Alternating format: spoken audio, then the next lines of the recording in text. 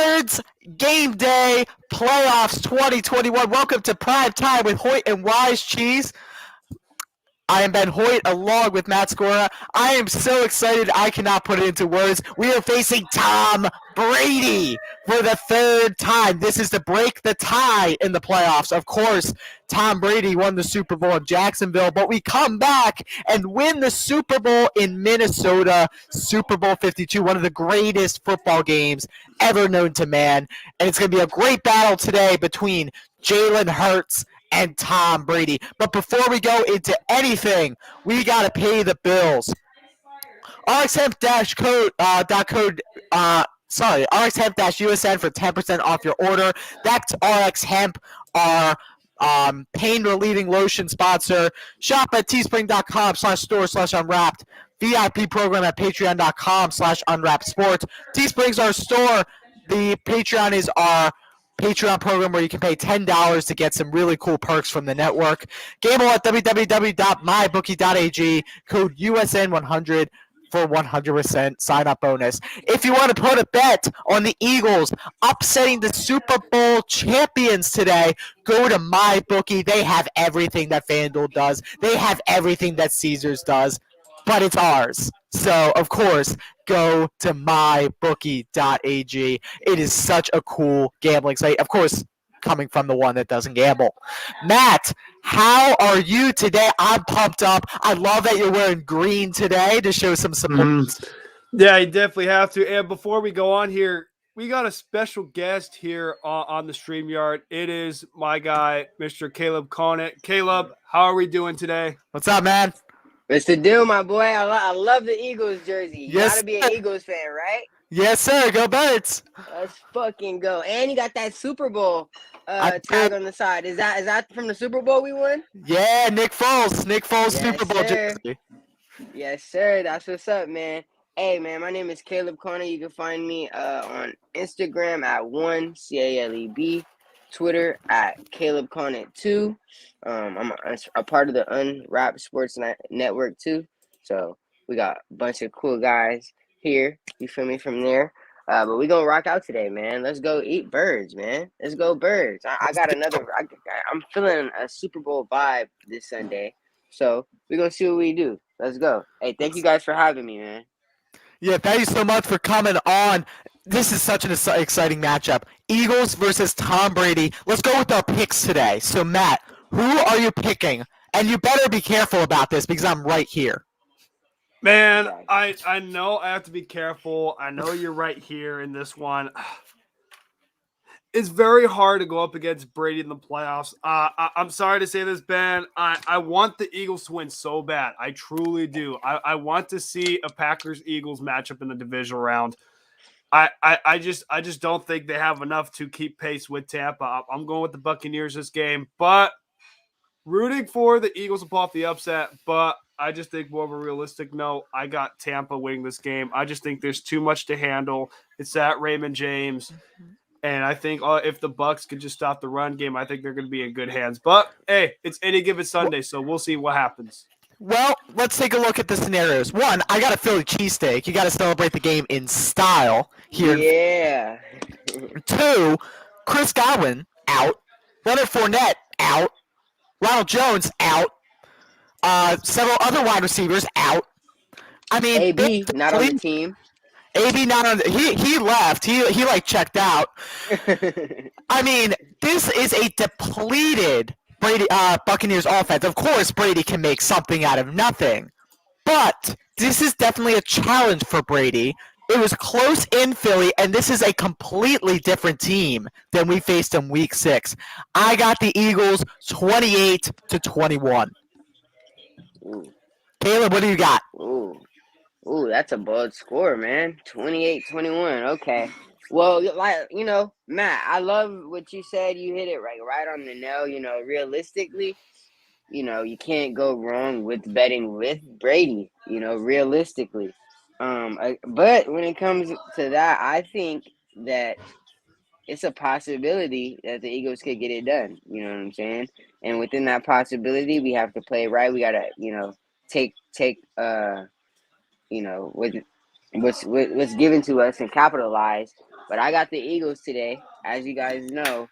Instead, the score for me is going to be 21-24. Eagles ice it with a field goal. Jalen Hurts. I love it. Drive. I like this guy. I like this guy. I like this guy's pick. No. I'm super excited. We're about to get underway from Raymond James Stadium. Let's see who wins the toss, because that's going to be a very, it's a big factor today, because it's Tom Brady you're going against. He can make something out of nothing, whether it's time or resources. Our referee tonight, by the way, is Craig Rolstad, a controversial official. He gets the playoff assignment for Eagles Tampa Bay. Mm-hmm. And Ben, you're gonna like this one. My dad in the comments saying that he is gonna go with you and go with the Eagles here. And I will say, if the Eagles do pull off the upset, I am gonna be glad that they do, because for those guys who do not know, if the Eagles win today, they will play the Green Bay Packers at Lambeau Field in the divisional round, and you best believe that's going to be an exciting matchup for the both of us, and in fact, even all three of us. It will be an exciting matchup. Yeah. All right, so we're about to get underway. They're doing the last reports from Fox. That's where we are seeing our game today, and it looks like Brady will be taking the field first.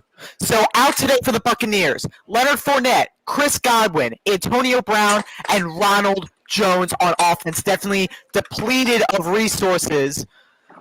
By the way, take a look at the comments. Look at this hater from our network. Hashtag Brady wins. Are you serious right now, bud? Like, come on, dude. Hey, you don't got to do my boy Josh Tono like that. He's already going through heartbreak with his Ravens missing the playoffs. He doesn't need any more. I feel you. All right, so Jake Elliott to kick off for the Philadelphia Eagles. The Eagles will receive the ball in the second half, but taking the field first is Tom Brady. We are underway from Raymond James Stadium as Jake Elliott boots into the end zone for a touchback.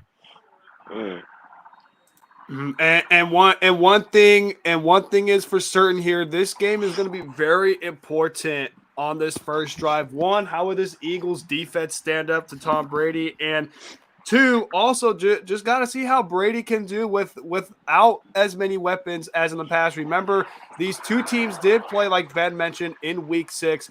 Obviously, both teams are completely different than they are Week 6. Obviously, Philadelphia is more red hot. They finally know how to run the football with Miles Sanders, Boston Scott, any one of their running backs. They can just throw it in there. They're more of a run-heavier offense. And then for the Buccaneers, obviously a lesser amount of weapons on that front. We got 1st and 10 here. We got Brady in the backfield looking just a straight handoff. And on the first play there, I believe it's Vaughn gets a big rushing gain, about a gain of 17 yards there. Definitely not a good start here for the Philadelphia Eagles defense. All right, 2 out wide to the right, 1 to the left. They throw a check down. It is incomplete. Great hit by Alex Singleton, prying that ball loose from Giovanni Bernard. He was red hot to start the season as well. He sort of cooled off. But taking a look at the Buccaneers offense, they're first in the passing game, not surprising with Tom Brady. 26 rushing just on its own. Brady fires. Incomplete, intended for Brashad Perriman. Absolutely. And then we also have another comment saying a Brady-less Super Bowl would be a thumbs up. I think it would be as well. But you have to take it one game at a time. We'll have to see. We also have Josh in the comment section saying, my team is at home, so I got to cheer for someone. He said may as well be the GOAT. So we know that Josh is pulling for Tampa today. I will say I like the Eagles are my heart pick for the heart. And then the Bucs, there's more of a realistic pick. But as we see here by the flag, it looks like they called the roughing the passer. And Ben, what were your thoughts on that call? It was a late hit. You have to slow down if you're Derek Barnett. So good call by Rolstad. 1st and 10 for the Buccaneers. Pass midfield. 2 to the wide. 1 in the backfield in the shotgun. 1 to the left. I've got to say something about this. Yeah. What's up, Caleb? I've got to say something about that Brady-less Super Bowl comment. I've got to come back and say, of course, a Brady-less Super Bowl would be amazing to see. You know what I'm saying? And see some other quarterback talent in the Super Bowl. But then again, I think we gotta appreciate Brady's greatness, bro. For him to do it, fucking, what is it, 6 or 7 times, man. And that means he's that disciplined, he's that diligent, he's that consistent every single time. So, man, I can't. It's hard to root against Brady, dude. It's just so hard. I'm an Eagles fan. I want him to lose, but it's so hard.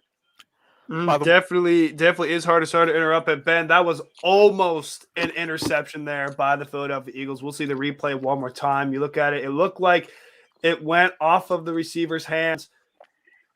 And if he was just Ben, if he was just a step, if he was just about a step or two earlier, we're talking about an interception right there, just about a step or two. But that's a huge play. We need that. That was Steven Nelson almost getting the pick. It's 3rd and 6. There's an injured Buccaneer, so we are going to take a break. Well, it's an Eagles game, so why don't we just do Eagles look in? How about that? Absolutely. Let's do an Eagles look in. Ben, obviously, you're the Philadelphia Eagles in the playoffs for the first time since 2019. Took a bit of a hiatus, about a year or two off in the playoffs, but you're back in, 9 wins.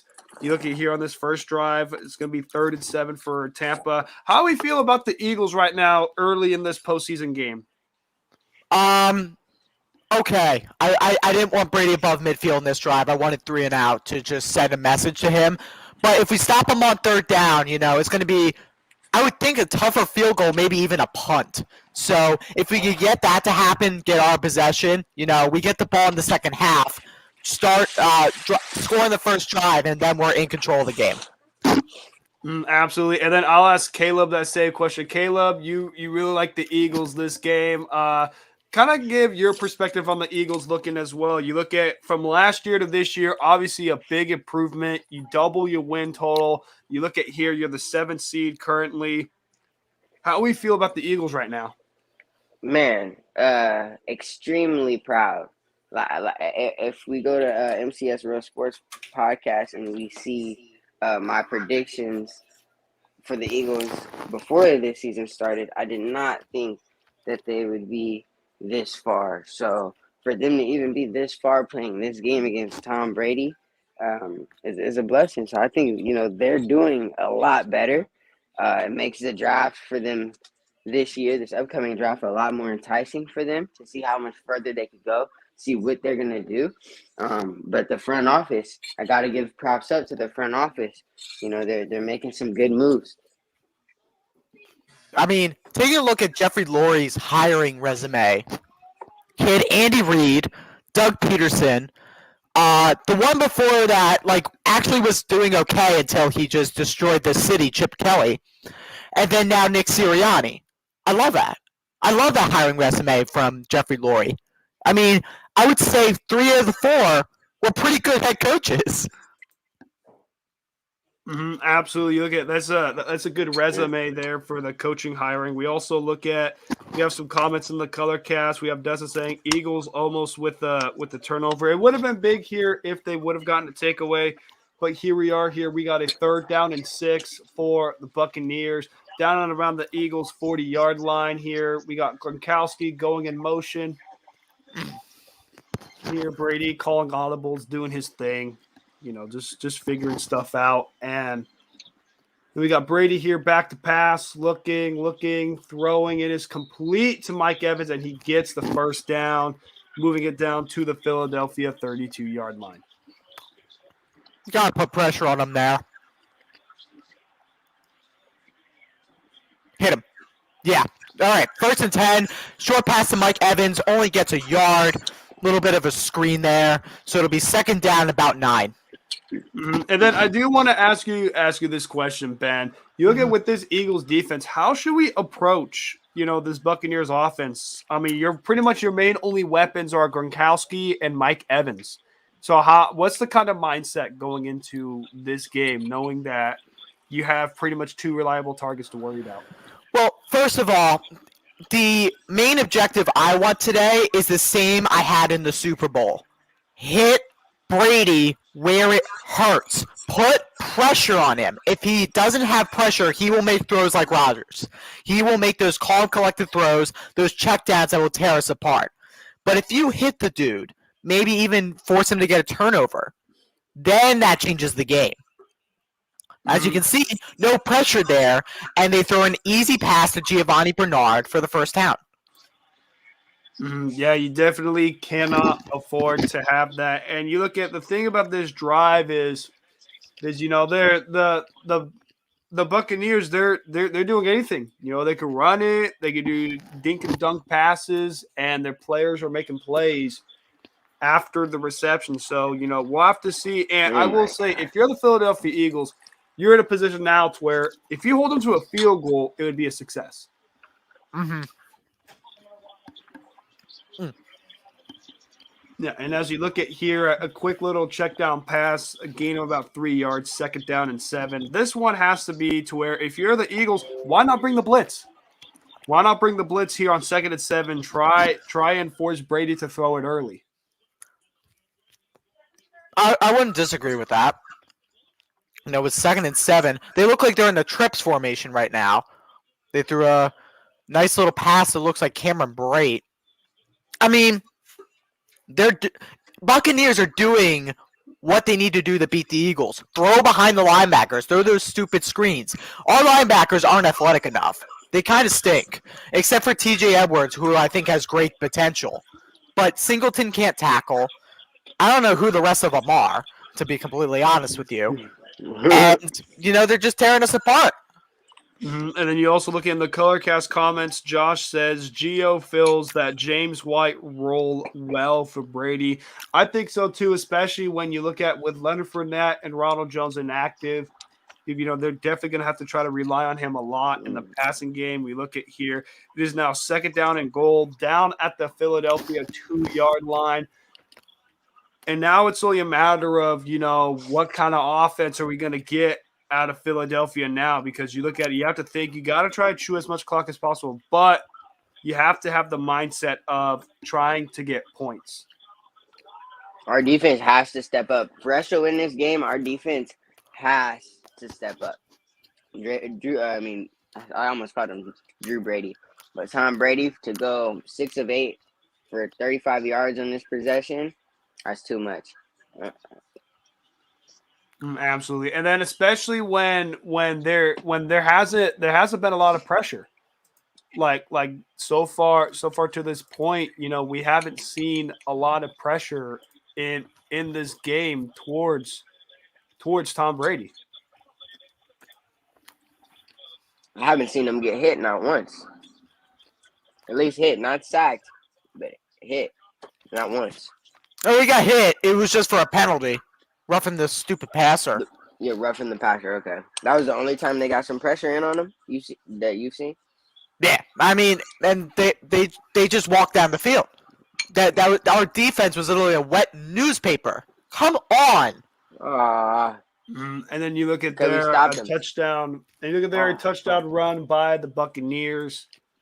Buccaneers up 6-0 in this game, soon to be 7-0 as the PAT is good. And definitely, if you're the Philadelphia Eagles, not a good start to this game for this defense, but for the Buccaneers side of things, the defending champs doing what the defending champs always does and just finding a way to capitalize. Obviously, the main drive highlighted by Nick Barnett roughing the passer on a 3rd down play, extending the drive, and you know what Brady does after that, makes you pay, and that's exactly what he did in this drive.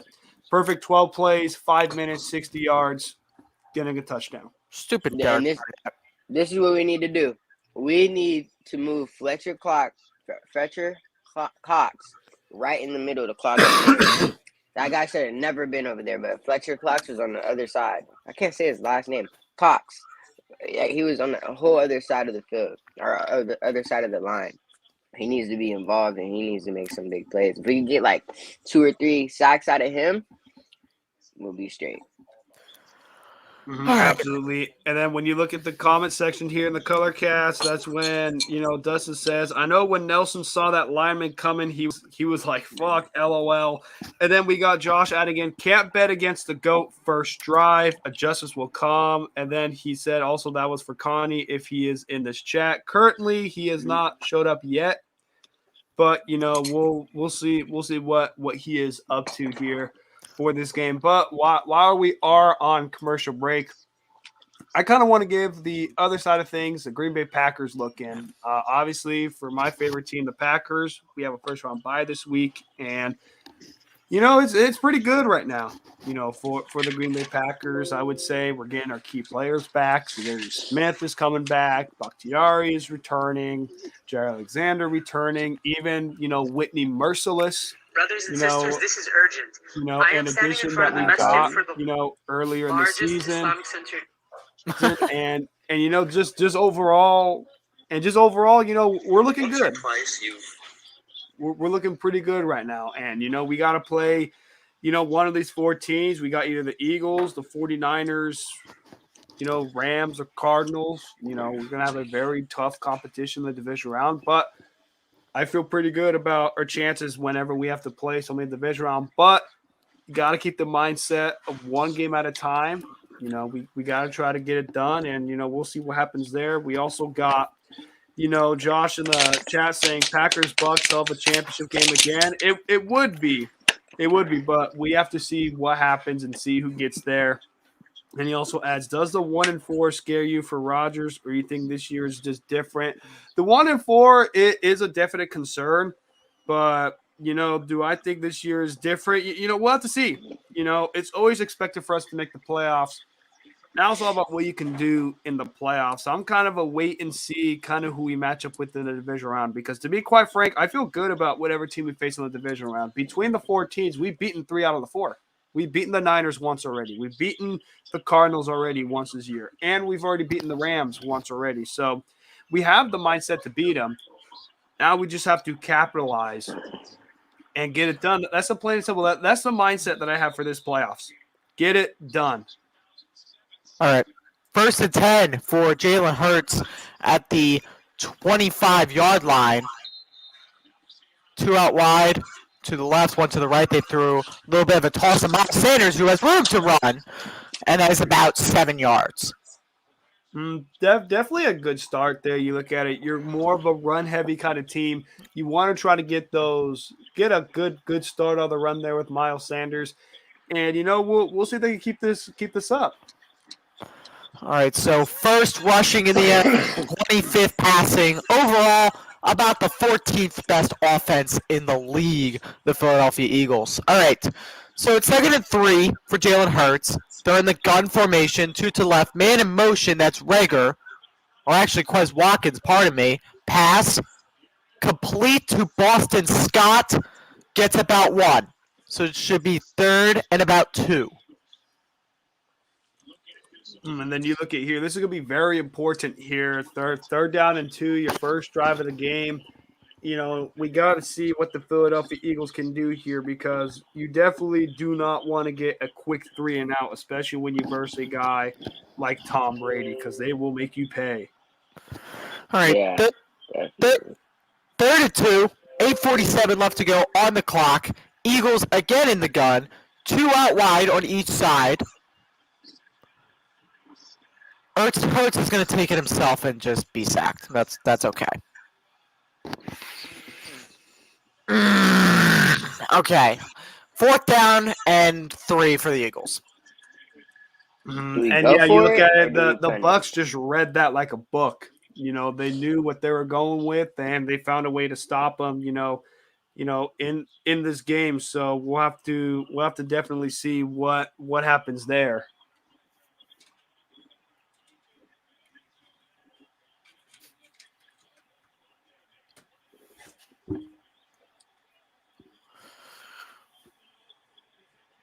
All right, so 8 minutes left to go. It was a really bad punt. I don't know what that was. Aaron Siposs is so bad. Yeah, I mean, you look at that ball is almost out, just about at the 40-yard line. And, that's the thing. When you verse against Tom Brady, You cannot make mistakes like that. Like the roughing the passer on the first drive, you cannot make that mistake. And then now you look at this drive, you take a sack on third down, and then you have a shank punt. You cannot make cheesy mistakes like they're making right now because that's how the Buccaneers make you pay. They shanked the punt again. He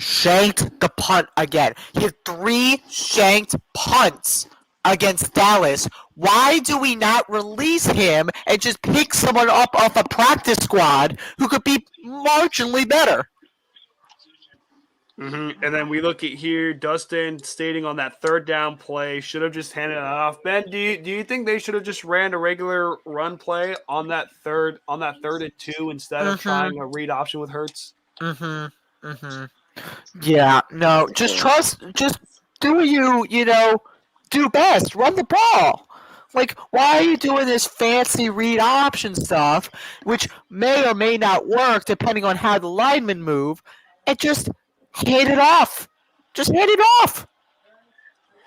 Yeah, and then Dustin also adds that Mickey Mouse shit ain't gonna work. And to be quite frank, he's right. You can't try to run those plays. And I will say, Ben, I understand you're stressed out this game. I understand you're versing Brady, but it is still just the first quarter. You still got 8 minutes left. You still got plenty of time in this game, but not the kind of start that you want early in this game, though.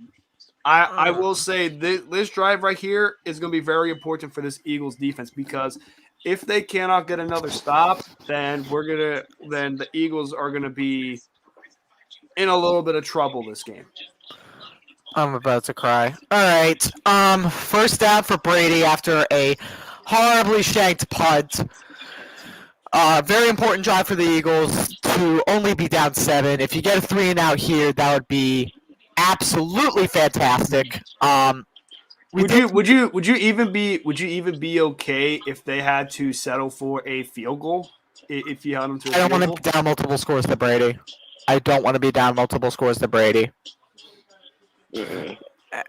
Aaron Sipos is so bad. I hate him. But, honestly, why can't we just get a semi-decent punter like we did Elliott? Just get him off a practice squad instead of this dude. But that's whatever. First and 10 for the Buccaneers. 8 minutes to go. They hand it off and get about 2 yards. Looks like it's Giovanni Bernard. Oh, nope, it's Vaughn. So we're going to have a 2nd down and 8. And then you look at that drive there. They perfectly read the run by Vaughn. Only a 2-yard gain. Now we have to see if they can bounce back here and see if they could try to get a sack on Brady. Pressure, fires, corner Steven Nelson falls, and it's complete. 3rd down and about 2 or 1. That was Brashad Perriman with the catch. And then Josh adds in the comment section saying, "Gotta be someone on the bench that could punt, laugh my ass off." I mean, hey Ben, I think we throw you in there. You might be a good punter for the Eagles. I think I would actually compared to this dude. 3rd down, it is incomplete. 7:06 left to go. A dropped pass, and Brady unhappy. And okay, so my sanity is restored. 4th down. And now it's also a kind of a wait and see, And if you're the Bucs, do you go for it? No, you're down at midfield and you only got to get 3 yards. No, they're not going to for it. 7:06 left to go. They're going to punt it away, and thank God, 7-0. 7:06 left to go. Eagles get the ball back, and they cannot go 3 and out. You have to get points. Yeah, we got it. We can't be scared to throw the ball though. We can't be scared to throw the ball. We definitely got a couple of receivers. If we throw the ball, that'll open our run game up. We got to get something that is we're either going to run the ball to open the pass game up or pass the ball to open the run game up. Tampa Bay is the 3rd best rushing defense in the NFL, but passing, they're only 26th. They're not good. We just need to tear them apart. Yeah, exactly. With balance. With a little bit of passing, some running, to where they can expect what's coming next. Yeah, and then we also have Josh in the comment section saying they got 3rd-string corners. Their secondary is beat up. But the key is though, Tampa's got a killer front. I mean, when you got Vita Vea, you got the Dominican Sue on that front, it's gonna get down to business. But if the O line can hold for the Eagles, and if you could find a way to make deep passes like Josh is mentioning about the third string corners, then the Eagles could find their way back in this game. But the key is you must capitalize, plain and simple. And then you also got Josh saying the Eagles aren't built to pass, though. So a good run offense versus a stiff run defense. Definitely great points there. But, and the thing is, you can pass a couple of plays, and then if he says even Hurts with 35 plus pass steps is not what they want, that is very true. But I think if you could find a way to get Hurts to maybe pass, 15, 20, 25 times, and then just for the rest of the game run it, I think it'll be good hands. But, like Ben and Caleb have been mentioning, the key is you have to score. You have to get at least some points, even if it's a field goal. Now, granted, we'd want more than a field goal, but just to get some sort of points, I think would be a positive in this drive. We need to put some points on the board. Any chance we get, we got to put points on the board. But I think the biggest thing for us is controlling the clock. So, I mean, right now, we literally have to have the ball at the very worst. Even if we don't get any points, we got to punt the ball back to them with like 2 minutes left in the first quarter. We have to control the clock. If we can't control the clock and we get quick 3 and outs, then it's going to be a really long day. We have to control the clock. Yeah, exactly. You have to find a way to control the clock here. We also got Dust in the comments saying you need to be able to pass a ball today. The Eagles defense just isn't holding down the Bucs down like that, which is definitely true. So far, they have it early in this game, but there is the key called halftime adjustments. So we'll see what the score is like at halftime, and we'll see what kind of adjustments the Philadelphia Eagles make. But for this drive right here, for the Philadelphia Eagles, you're down at your own 19-yard line. Let's see what kind of tone they set here on this first play of the Eagles' second drive today. Yeah, honestly, I love what the Eagles are doing on that first drive. I like that play on third down where they tried to fake it to Hurts. Well, not fake it to Hurts, but fake it to Sanders and run with Hurts. I think Hurts is going to have to dominate or have a quiet but good day in the running game for us to have a good chance as well. Well, I will tell you, they run a read option for 9 yards.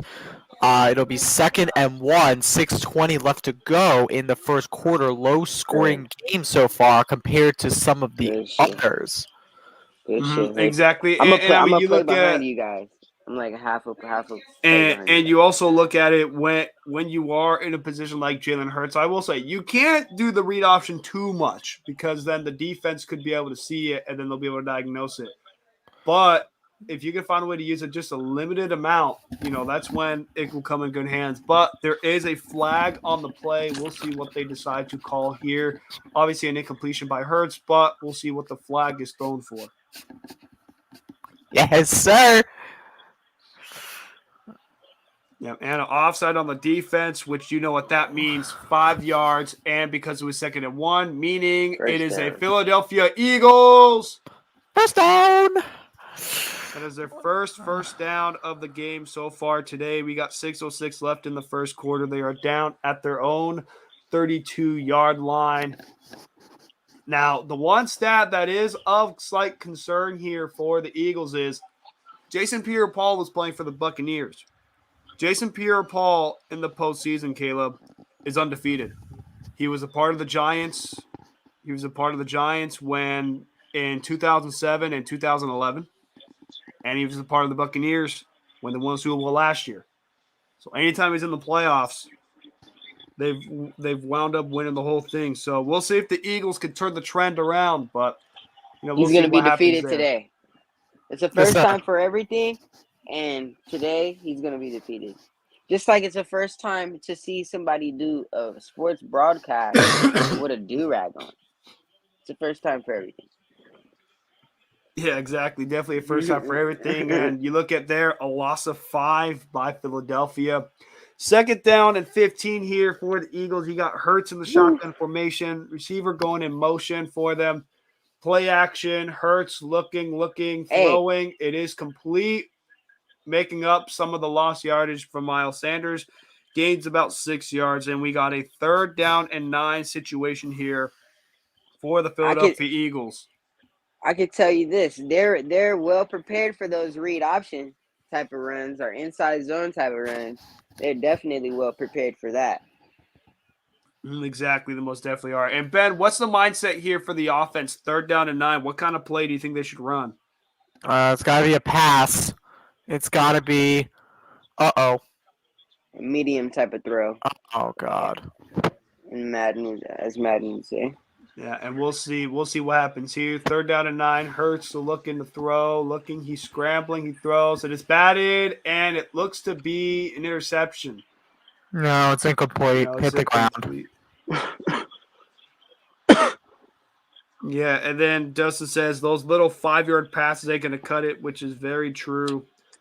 Very true. We also have a Colorcast comment. We have Brad saying, "Let's go Eagles." We'll see what happens. We'll see what happens in this game. And then Josh saying, "Geez, this defense is tough," which is very true. You look at the Bucs defense, one of the tops in the NFL. But 4th and 7, got to punt it away. And this punt definitely looks better than his previous punt, as he did not call for a fair catch, and they are. Let me tell you why that was the wrong play call. 30-yard line. Go ahead. Let me tell you guys why that 3rd down play call was the wrong one. Even I don't know what the fuck Hurts was trying to do by running out of the pocket. He could have stayed in the pocket and it would have been a lot better angle that he threw it at. But whatever. Anyways, even if we would have got a pass where it was a short pass and we didn't get the 1st down, I'd be okay with that. That means we let the clock run out down. We, like I said, we controlled the clock a little bit better than our first possession by averaging 3 minutes on this drive. But 4:25, we give him the ball back. Look how Nick Sirianni looked at him on TV. He's like, "What the fuck is going on?" So, I mean, it's hard a short pass is what we needed. Short pass, even if it was complete for no 1st down, we need to control the clock. I'm saying controlling the clock is going to be so important for us. So important. It's hard to smile right now. All right. 7-0 with 4:25 left to go in the 1st quarter. Pitchers duel so far. Exactly. We're going to take a look at my psychological morale throughout today's game. Right now, we're going to go on a scale of 1 to 10, 1 being just utter sadness and despair, and then 10 being we just won Super Bowl 52. We're going to go right now with a solid 4. Yeah, I'd say you got to be at least in the middle. You shouldn't be too sad because it's still only the 1st quarter, but you are down 7-0, and the offense is, a little suspect. We'll start the game. So I think a 4 to 5 range, definitely a good call for the psychological mindset. Caleb, what about you? What's your ratings of between 1 to 10? Of how the Eagles are playing? Yeah. 6. There's some hope. They can't. It's not like they can't stop our run. There's some hope. We're just not controlling the clock right.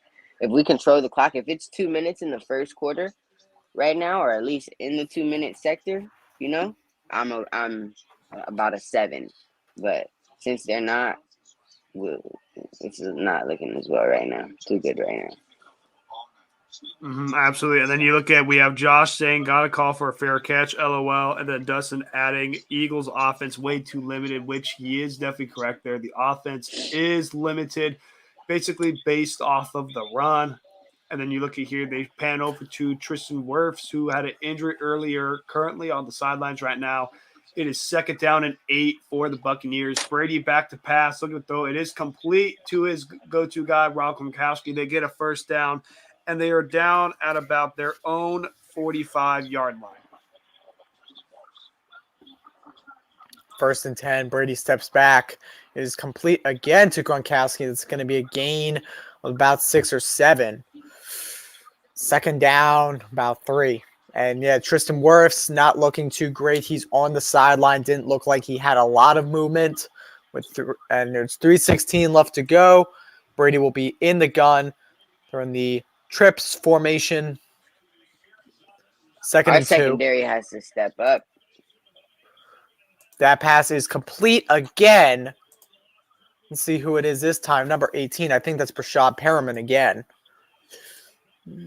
So that'll be a first down Tampa Bay. And they're Oh my. moving it way past midfield now. It's actually Johnson. I've never heard of this dude. And he's tearing us Tyler apart. Johnson? Okay, yeah. Mm-hmm. You talking about the Bucks receiver? Yeah. Yeah. Brady steps back, fires, thrown, incomplete, intended for Gronkowski again. Mm-hmm. So 2nd and 10 from the 30. Bucks definitely in field goal range. So turnover would make my day. And then you look at Josh added it was Tyler Johnson is a stud second-year guy. He just buried behind guys like Godwin and Mike Evans. So definitely getting his time to shine. And he's going to have to step up big, especially with Godwin being hurt. And, They Evans definitely being limited. I think that just to comment back to whoever was saying that Tyler Johnson was a second-year guy, I remember they drafted him to be like the 3A, and then somehow, some way, AB came. But if AB would have never been there, he would have. A lot more people would have known his name by now. And Perryman too, I think. Absolutely. So. They drafted him like 2 or 3 years ago. Yeah, absolutely. And then you look at there, Mike Evans just making a big clutch catch there, moving it down to the Philadelphia 14-yard line there. And, their offense is moving. They are moving it down the field. And, it's something that you definitely hate to see if you are an Eagles fan or a fan of the Eagles defense. Mm-hmm. Oh, my God. What the fuck? Oh, dude, you got to make that pick. Wow. This is unbearable. Completed to Evans for 9 yards. Avonte Maddox just completely missed the ball on that one. Yeah, that could have been if he would have gotten there either a second later or any timing like that would have been that's what we like to call a house call. That could have been a house call, but just misplayed it, and instead of it being an incompletion, it is a gain of 8 yards. Flag is on the play. Let's take a look at what Craig Rolstad is going to call here. And I will say, you got to hope it's on the offense here if you're the Philadelphia Eagles, just to see if they could try to stonewall their drive. Really? I never knew. 2nd and 2. Flag is on the play. They're debating about it. Let's take a look at Craig. I will say, Ben, God. I will not. God. 2 penalties on the Eagles. But are you kidding me? 12 men on the field. So Brady recognized that there were too many men on that defense, and then they called offsides on the Eagles. 1st and goal, half the distance. Come on, dudes. Yeah, then you look at here now, it moves into 1st and goal. They are down at the 3-yard line here.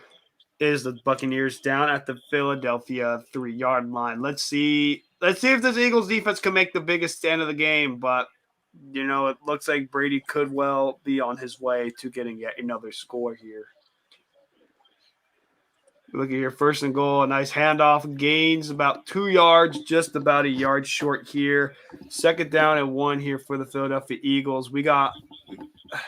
I'm not sure what Ben is doing. I think Ben is venting, which is very understandable.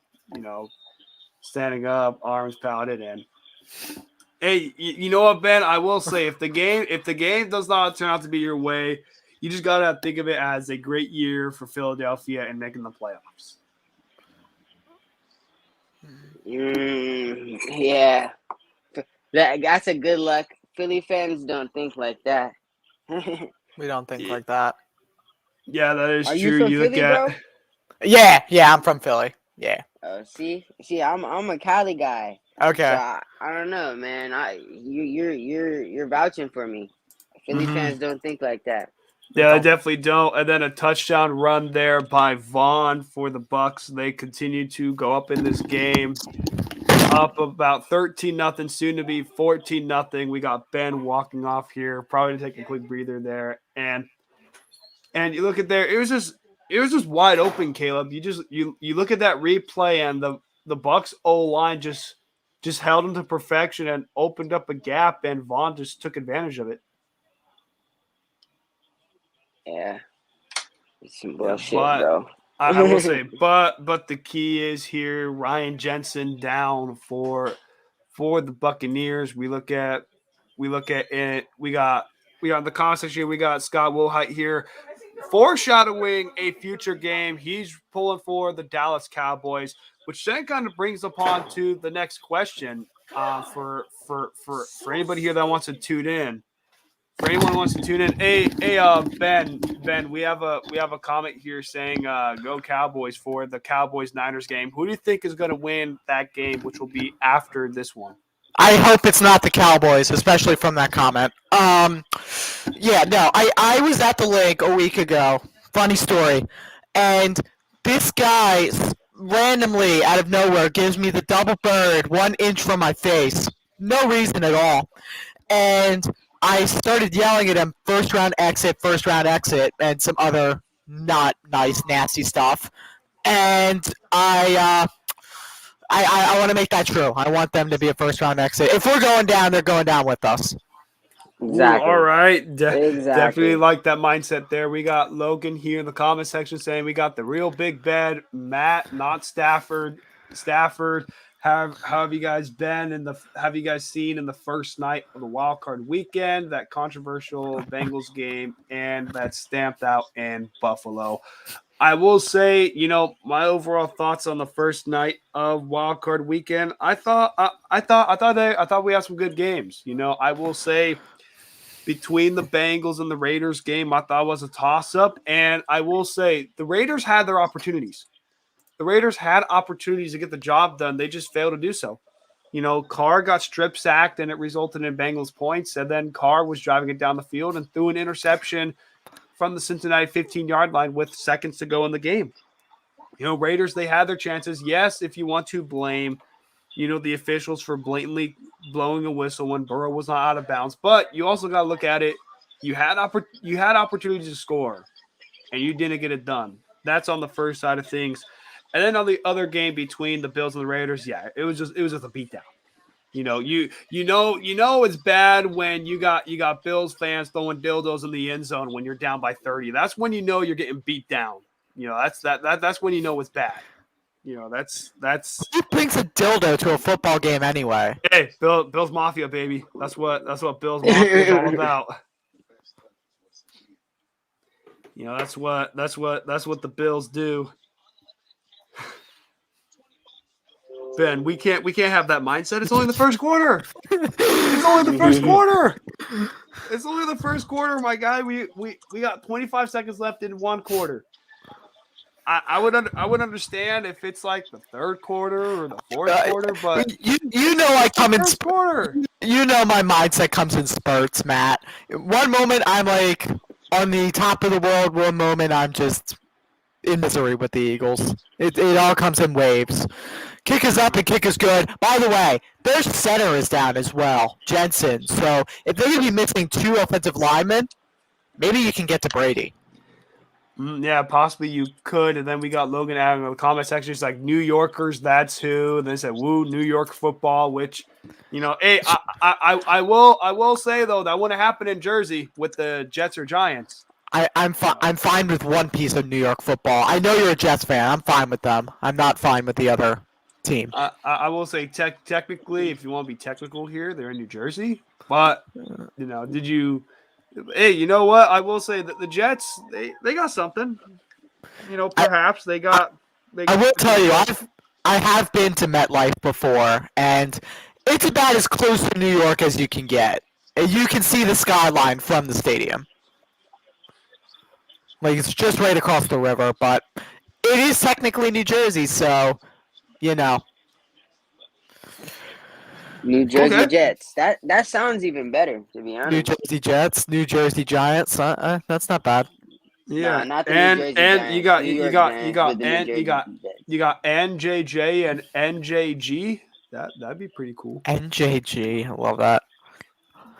Um, let's But see. hey, but hey, you know what? To be quite frank here, I know Logan Forge, he's a Jets fan, but at least I think the new mantra is at least you aren't a Giants fan, because I think the Giants are the new Browns. They're gonna be so new bad. Br- They're gonna be so awful. You said they're the new Browns? Well, obviously, like the Yeah. Browns, they made the playoffs recently, but beforehand, like the Giants, I mean, Caleb, ever since they had the boat picture, Quick they've been question one of for the you. worst teams in football. True. Like it's It's funny bad you bring now. up that picture. I will say, like, they did a stat of, like the worst record since, like, I think like 2017 or so. Both the Jets and the Giants are up there. I think at like 22-58 or 22-59. But you got to Yeah, think the it's Jets are getting somewhere closer. I mean, you got 2 first-round picks. You pretty much fleeced the Seahawks and getting Blitz Boy out of there. Getting their first-round pick, and Zach Wilson has showed some flashes, and Robert Saleh, same thing, has shown some flashes, and we'll see what happens. Meanwhile, the Giants, they are just a straight-up dumpster fire. what do the Giants do with their first round pick this year? Got to do That's my question to something. you guys. Just anybody. Just draft anybody that has talent. That's what I would say if I'm the New York Giants. Just do anything to draft talent. We got Logan in the comment section saying back in the 60s, the Giants used to play in Yankee Stadium, and the New York Titans, now the Jets, played in Shea Stadium, now Citi Field in Queens, back in the 1960s. And, hey, we hope that will happen in the 60s, but obviously, they built MetLife. And, like Ben mentioned, it is just on the outside of New York. You could see the skyline. So technically they have a rightful place to say New York. But we end the first quarter. The Buccaneers leading 14-0. Just to run through the stat line here, just a complete one-sided affair so far in this game. We have the Bucs beating them 14-0. The Bucs have 137 total yards compared to the Eagles 17. Got the Bucs running 10 minutes of clock compared to the Eagles maybe 5 minutes. 11 first down for the Bucs compared to 1 for the Eagles. 25 total plays for the Bucs compared to 8. And on average, about 5.5 yards per play compared to the Eagles' 2.1. We got the Bucs going 2 of 3 for third down conversions, and the Eagles going 0 of 2. Passing yards for the Bucs 103 compared to the Eagles 7. And then rush yards 34 for the Bucs compared to 10 for the Eagles. Red zones, it is 2 for 2 for the Bucs for 2 touchdowns. Eagles haven't entered the red zone yet. Bucs only have 1 penalty for 5 yards. And the Eagles, I believe they have a couple penalties close to 15 yards. Ben, how has the scale changed from 1 to 10? You originally had it at a 4. Has it gone up or down? Or stayed the same? 3. Awesome. So we moved it down 1. Yeah, I don't like being down multiple scores to Brady. When he's in control of the game, he's in control of the game. If you get what I'm saying. Mm-hmm. Oh man, that's I don't have a lot to say right now. By the way, our offense has been so bad, but I have one sliver of optimism that half that O-line is down for Tampa Bay. If we can get to Brady, maybe then we can force a turnover, get some extra possessions. We get the ball second half, so at least I'm riding on that. Otherwise, I'm not that confident right now. Okay, and then one thing I will say that should give somewhat of confidence is when you have the opportunity to double dip. And what I mean by double dip, I mean when you have a chance to score near the end of half and then score at the beginning of the next half, you could find yourself right back in this game. So we'll see if they can do that or if they're just going to falter and collapse. Yeah, I mean, I think, the second quarter is very important for the Eagles because obviously if we could have a good second quarter, we have some hope going in this to halftime. If we have the same second quarter, a similar second quarter to the first, it's not gonna be good. But we definitely need to make something shake. We need to throw the ball, run the ball. We need to make a play. Somebody needs to make a play, and within the next 5 minutes of the second quarter, we need to make a play and get in the end zone, or a 3 at the very least. Oh my gosh. Oh dear. Absolutely. We got Perry in the color cast saying, let's go, boys. Absolutely. We look at here, 3rd down and 8, play clock down to 2 for Philly. We got Hurts back to pass, looking, throwing, scrabbling, and he's going to get sacked. And the bad goes to worse for Philadelphia. And who other than Antoine Winfield Jr. making the play there for the Buccaneers. It is now 4th down and 13 for the Bucs as they are set to punt it yet again. Wait for him to take the sack. I like that. Thank you. Oh my God. That's such a bad punt. So Okay. we got another shank. No, but his first 2 punts went a combined 27 and 36 yards, and it looked like another one. Maybe a little longer, but Aaron Sipas is the worst punter in the league by far. And I'm serious about that. I mean, the most I've seen a punt net yardage is about 40 yards, which is unacceptable. High school kickers should be doing that, to be completely honest with you. And it looks like the Buccaneers center is back into the game, so it looks like he's okay. 14 minutes left to go in the first. And then, that's something that you don't want from Philadelphia. And you got to say, you have to give kudos to the Bucs defense for being able to step up and make a stand here in this game. We also got some comments here. We got Logan saying that honestly the Jets and Giants should have been called the Tri-State Jets and Giants because they both have a huge fan base in Connecticut. We also have the Eagles need to tighten up on the O-line and blitz the shit out of the Bucs on defense. Not only just blitz, but put pressure on him because he's just making calm, collected throws and picking us apart like a toothpick.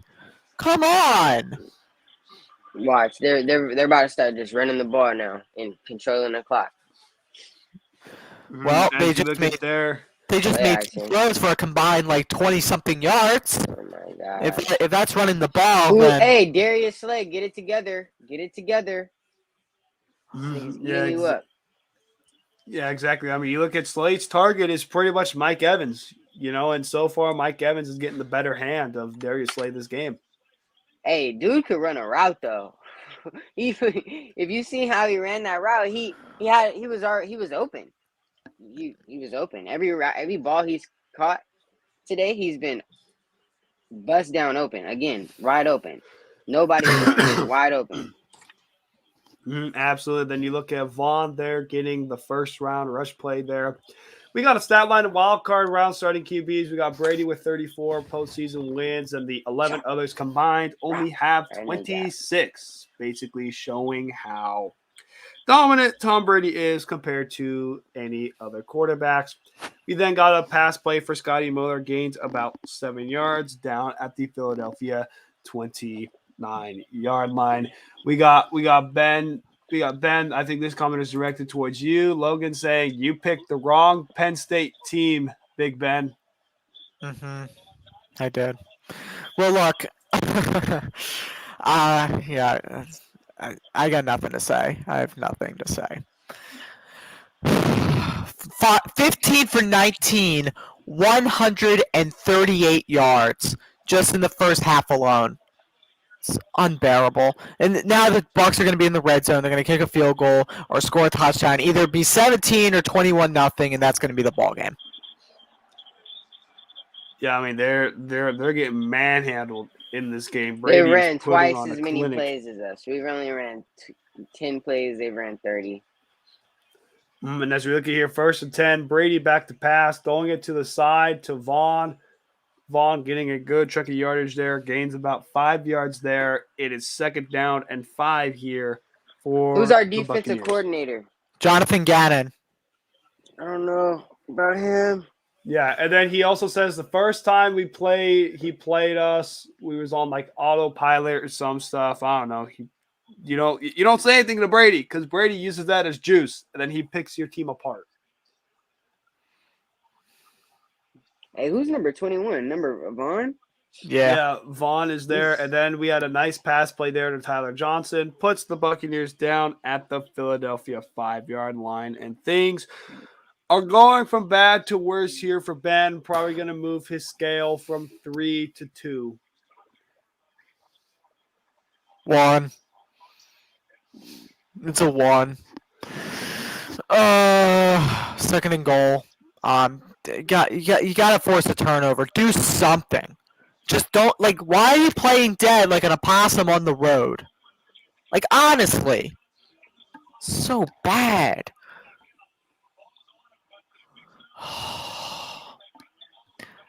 To be completely honest, well, we've seen each other on complete despair on these streams before. This will not be the last time. Oh, good! Yeah! Great play there by Ryan Kerrigan, the guy who used to kill the Eagles, to force 3rd and goal. Mm-hmm. And then you look at here, we got Jimmy in the comment section saying, early morning prime time, love it. The only reason why it's early morning prime time is to see them birds playing against the Buccaneers. If the birds were on prime time, we have the birds in prime time. You know we had to stream this game, Jimmy. You already know once the Eagles made the playoffs, didn't matter the time, we had to stream this game. All right, 3rd and goal from the 8-yard line. Brady steps back, gets pressure. Yeah! Big There shit. you go. That, my friend, is Javon Hargrave. And that right there is what we call a sack. Great play there by Philadelphia. Looks like holding them to a field goal. And Ben, how do we feel that knowing that they held them to a field goal instead of a touchdown? Better. I feel better. We got to score here, though. We got to cut it back down to 10. By the way, that wind is 20 miles per hour. That's not easy. That's not easy at all. This is Ryan Cup we're talking about. He's not that great. Kick is up.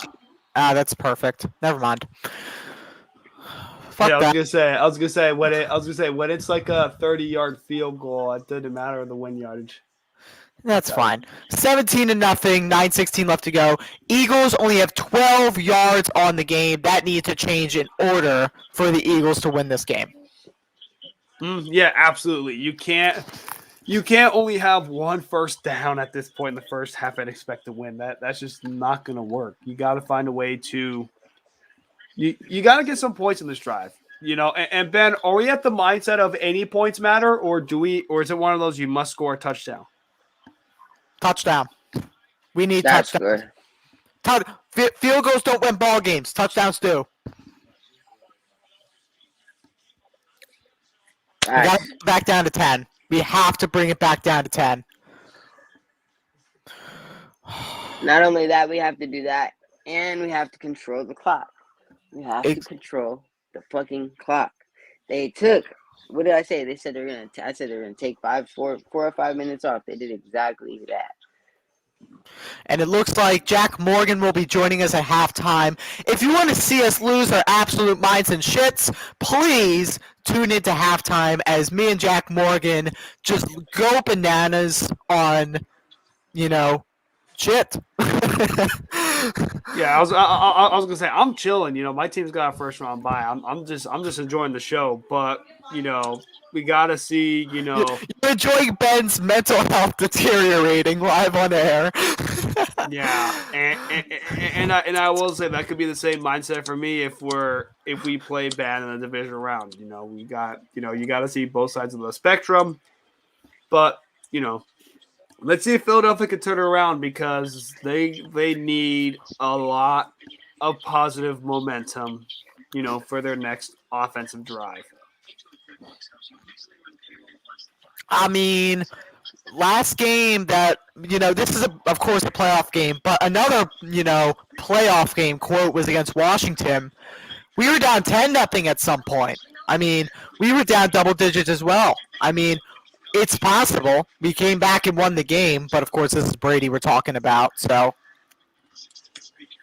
we'll see. Yeah, and then we also have Jimmy in the comment section saying, yeah, it's nice not having to sweat wild cards, but that means the sweat is even harder when you got to play in the divisional round. Yeah, jealous of you boys. Yeah. Yeah, now we just got to cash it in. That's the key right now. Yeah, I would love to see you guys. I mean, we'll see. We'll see who you guys play as the Packers, but I think you guys have a good shot this year. It all comes down to how you guys win. It all comes down to how we play. And no, but it's how you guys win those competitive close games at the end of the game, where you guys finally make the right play call, or where you get fucked by continuing to make the wrong play calls, and then Rodgers is actually going to leave the next time that happens. Because the past 2 years, you guys made bad play calls, and that was the only right reason why you didn't make it to where you could have gone, in my opinion. Kind of like the Saints. Saints. I mean, no matter if it was a bad play call, just or just bad luck, shitty execution at the it's bad luck, but just shitty execution. You feel me? With the Saints, those 3 years when they could have made it pretty far with Drew Brees, it was just shitty execution. The play 2 times to Minnesota. Those are the last plays of the game. You got shitty execution. And then I forgot the other one against the Rams, right? Some crazy shit happened that wasn't supposed to happen at all. Like, we just had bad execution. So that's another big point to touch on for this Eagles game. The Eagles are a lot younger, so as far as executing goes, that's a lot harder on our end, I think. But when you look at Tampa and Tom, they're gonna execute their game plan as best possible. So we've gotta show resilience and show that we could execute. Although we're a young team, we gotta show that we can execute and make big plays. Yeah, you definitely have to show that you can execute and make plays here. And Ben, this was directed towards the Bucs instead of the Eagles. He said the Bucs should be charged for crimes against the environment by EPA for this blatant illegal skeet shoot. I mean, you look at what Brady is doing, what Brady is doing to the birds. It's the Eagles terrible. should be charged. Well, he meant to say Bucs on the bottom. On the bottom, it's the Bucs. So he meant to say the Buccaneers, not the Bucs should Eagles. be charged. I was thinking of duck hunting. That's a pretty good comparison. Yeah, it's pretty good. That's I usually would be hurt by being roasted that bad, but that was good. That was good. All right, so begins at halftime. We're going to talk to Jack Morgan. Then we're going to get our mind off this, trash dumpster fire of a game, and we're going to guess a few cameo prices, and then we're going to just lose our minds again. That sound good? Yeah, that sounds great to me. Ladies and gentlemen, welcome to the show. Yeah, this is what you get when it's a prime time with Hoyt and Wise Cheese, especially with it being a playoff edition, especially when it's about Ben's Philadelphia Eagles. I never had in mind we doing a playoff stream with the Eagles in it, to be quite frank with you. I didn't think they'd make the playoffs, but now that they're in the playoffs, we got to see what happens here. We got Jimmy in the comments saying hashtag buck hunting. Instead of duck hunting, it is buck hunting because the Bucs have been hunting on some Eagles, so far in this first half, which you never know. Things can change in the second half. That's the beauty of football. The Niners were down 17-0 against the Rams. What happened? They came back and they won the game. We'll see what happens here for the Philadelphia Eagles. We got Hurts doing a nice read option there. Bouncing along the outside, gets a first down, running the read option there to perfection. It is 1st and 10 as they are down at their own 28-yard line. And that is when you got to run the read option. On plays like that, when the O-line is holding it down, that is when you run those read option plays. 1st and 10. Hurts under center. 1 man out right. Hurts. There we go. There we go. Bounce out, baby. There we go. There we go. There we go. That's what we need. Big plays. Big plays. Not to disappoint you, Caleb, but we gained nothing on the next play to Quez Watkins. That pass is complete. So we finally are above 20 yards total for the game, but we're going to stay at 20, being 2nd and 10. Oh. 2 passing yards compared to Tom Brady's 145. 3 men out right, 1 to the left. Gainwell in motion. They fired at Gainwell. And that's a gain of about 2 or 3. So it'll be 3rd and 7. Yeah, 3rd down and 7 here for the Eagles. And you got to find something. You can't be doing quick side passes because they're just not working. You can't expect to get yards at the catch when you're playing this Buccaneers defense. You got to try to throw your passes more down the field. You know what I mean, Ben? You can't just be doing the deke and dunk side passes. You have to throw it down the field. We also have in the color cast, we have Christian McGowan here. And member Unwrapped Sports Network here in the color cast. I'm going to throw him a request to the hot seat if he would like to join in. First down, let's go! Dallas Goedert with the completion just right near midfield. Finally, a 1st down for the Philadelphia Eagles. And this is why you throw it down the field. You don't have to do quick side passes. You could throw it down the field. You just got to convert and make opportunities. Plain and simple. Hurts, read option.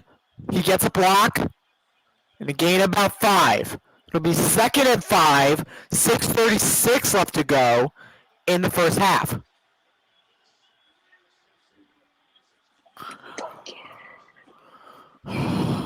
So it comes down to a gain of 6. It'll be 2nd and 4. So 1 yard better than I said, which I'll take it. Hurts under pressure. Oh! Almost intercepted. I may have lost 2 years of my life with that heart attack. So 3rd and 4, 6:15 left to go. Yeah, that could have been a disaster. You look at Goddard, did not see that at all one bit. You got lucky there that it was an incompletion. We got Logan in the comment section as well saying, I'm looking forward to the Niners literally running away with the dub over the lame boys because the primetime block is where Whack Prescott loves to show off his patented choking skills. It's funny. 3rd and 4, Hurts steps back, fires, and that's incomplete. And at this point during the game, Ben, do you just say F it and go for it? You know, you're down 17-0. You're down at the Tampa 47-yard line. Do you just say, why not go for it here and see if you get the 1st down? You kind of have to. You need to put yourself back into this game, and that's exactly what they're going to do. 6:09 left to go, 4th and 4. This is where, feelings may erupt out of happiness for me or in total dismay. Timeout is actually called by Tampa Bay. They'll have 2 remaining in the first half to try to get a play set up against the Eagles. All right. I am full of anxiety right now. If we don't get this, that's pretty much ball game because Tom Brady can go down and score again. Don't ruin it for me. Don't I give won't. me the result. Don't give me the result. You know what? Here's what I'm going to do. I'm going to mute and stop my cam until after the play. Okay. Because there may be some nasty words coming out of my mouth depending on the play's result. So, goodbye for now. We'll see you. All right. Yeah, we'll definitely see the kind of reaction that Ben gives here, as it is 4th down and 4 here for the Philadelphia Eagles. Down 17-0. Game almost on the line here with this play. Right Here we here, go. guys. Yeah, You're here gonna we get go. We got his reaction of the after play. You're gonna get mine before we need to get this. Like, I'm here we amped go. right now. 4th and We 4. need to get Hurts this 4th looking, and 4 throwing. right now. And Ben is going to be thrilled with this play because it is a completion to Dallas Goedert.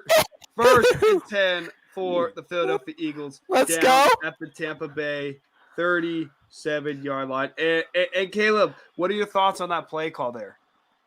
I haven't even seen it yet. I just heard the reaction, but I'm watching it as we speak. Let's see what's gonna happen. Ooh! Let's fucking go. I love that play call because they gave it to Goddard one-on-one. That's our best and most experienced receiver / tight end right now. I like that play call. Let's go. Yeah, and you're not going to like the next play, Caleb, because the ball just seeped through Goddard's hands. I mean, you look at Hurts. He waved through the pocket. He saw the blitz, escaped Winfield Jr., and we'll have to see the replay. And yeah, that's just through Goddard's hands. You got to catch it. You can't be like Alshon Jeffrey versus the New Orleans Saints. You just can't.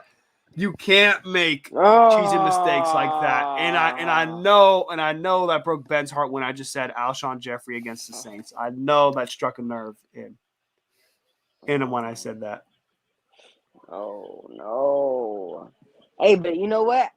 I'm overall with this drive, although that wasn't he didn't catch the ball. I think this is the best drive we've been having throughout the whole game. We ran the most plays. This is a good play call drive right here. We need to go replicate this drive every game. I mean, not every game, every other drive. It needs to be like this for the rest of the game. Absolutely, you have to find a way to move it down the field against this Bucs defense. Sanders, come on, Yeah, guy. and We need here to it is. We need to get Devontae Smith the ball. Yeah, and here it is here, 3rd down and 11 for the Philadelphia Eagles. We got Smith going into motion. Here they throw it. It's a check down to Sanders, and it just does not work. Only gains a yard. It is 4th and 10 for the Eagles down at the Tampa Bay 37. And Ben, do you try to kick a long field goal, or do you just say, screw it, let's go for it and try to get a 1st down? Kick for the. They're gonna go for it. No, they're not. Don't ruin my day. I know. You know what? I think they're gonna just try to draw him, and then nope, they're gonna do it.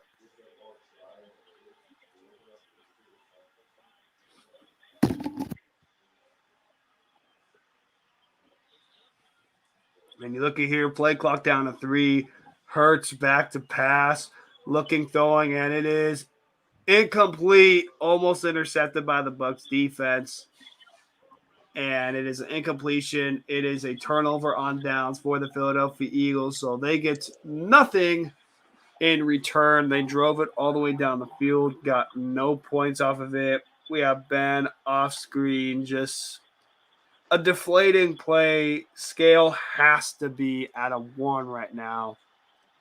If you're the Philadelphia Eagles, down 17-0, you give Brady the ball down at his own 37. But there is a flag on the play.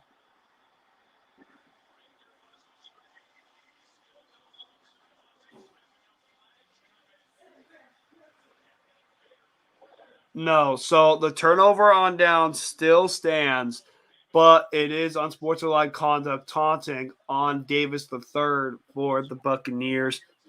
They still keep the ball back, but it'll be moved back 15 yards.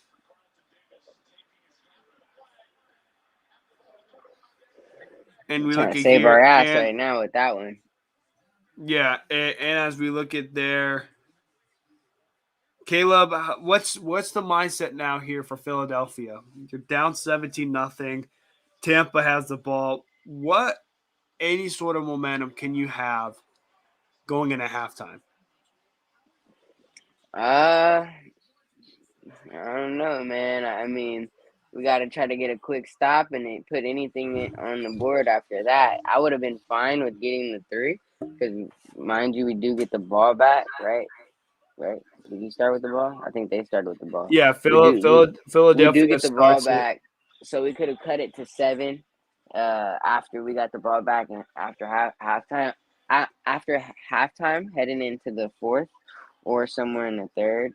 But now I think so they have to adjust and adapt and just put points on the board. Any points they could get before the second quarter is over, they got to try to put it on the board so they could go into halftime with some points on the board, get the ball out of halftime, and put some more points on the board. So, yeah, they should have put some points on the board with this possession. I believe it would have been a good idea.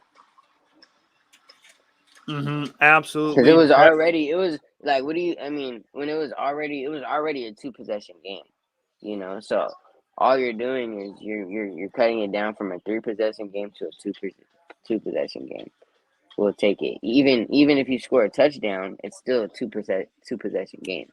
So I think that was a overall bad play call right now for us. What do you think? What do both of you Yeah, guys think I about mean, that? I just think the call was there. Hurts just shortchanged it. He shortchanged the throw, reasoning why it was an incomplete pass, and you also look at that was almost an interception. Almost 2 to 3 times this game, Hurts has gotten away with what should have been an interception, and you just hope that he's able to bounce back. Whenever he gets the ball back next. Because so far this game it's just been a one-sided affair, favoring the Buccaneers.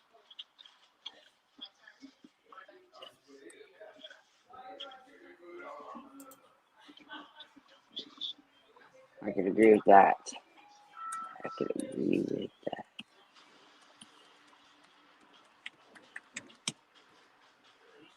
And Ben, just to let you know, you are muted on the StreamYard.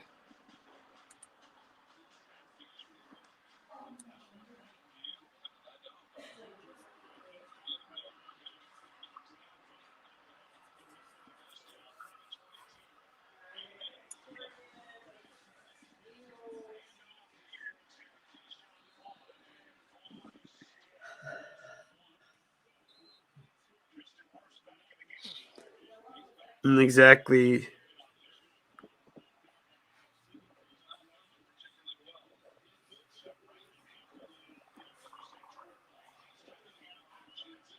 Absolutely. You have to try to cut it in here. Have to try to cut it. Just have to try to get the ball back in general. You look at just under 3 minutes left to go here in the first half. 3rd down and 7 here for the Tampa Bay Buccaneers, down at their own 25-yard line. They're 2 for 4 on 3rd down conversions today. Let's see what happens here. Brady back to pass, looking throwing, and he is sacked by the Philadelphia Eagles defense. So the front getting there. And it is now 4th and 17 for the Philadelphia Eagles. We got Tristan Wirfs down again. As look at the front was just there, and you look at Wirfs, he was hurting. You look to have been the ankle, but able to walk it off there. But 4th and 16, Eagles were able to force a punt in this game.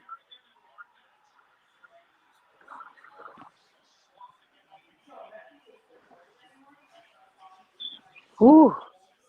Hey, what did I say? We needed some pressure. We needed some sacks. Sacks. We need to get this guy. If we could do that, we'd be good. A fast 3 and out.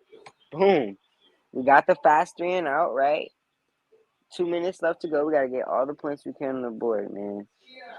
If we would have got that 3, we get the ball right now with 2:31 to go. All right, yeah, maybe something like that. And we could still go get another 3 at the very least. Absolutely. You look at there's a great stop there by the Philadelphia Eagles. Definitely need to score before the end of the half. And Ben, I think here towards the end of the half, you got to be satisfied just with any points, whether it's a field goal or a touchdown. You have to be satisfied just with any amount of points, especially knowing that you get the ball to start the second half.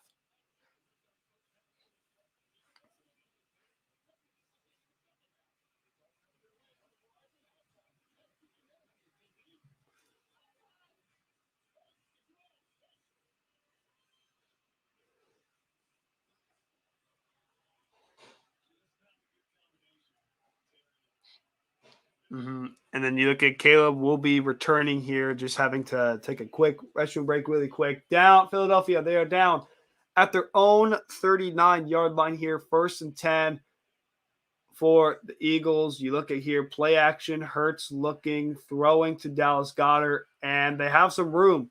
They have some blockers there. Still on his feet, moving down inside Tampa Bay territory, but there is a flag on the play here. We'll see what they decide to call here on this flag.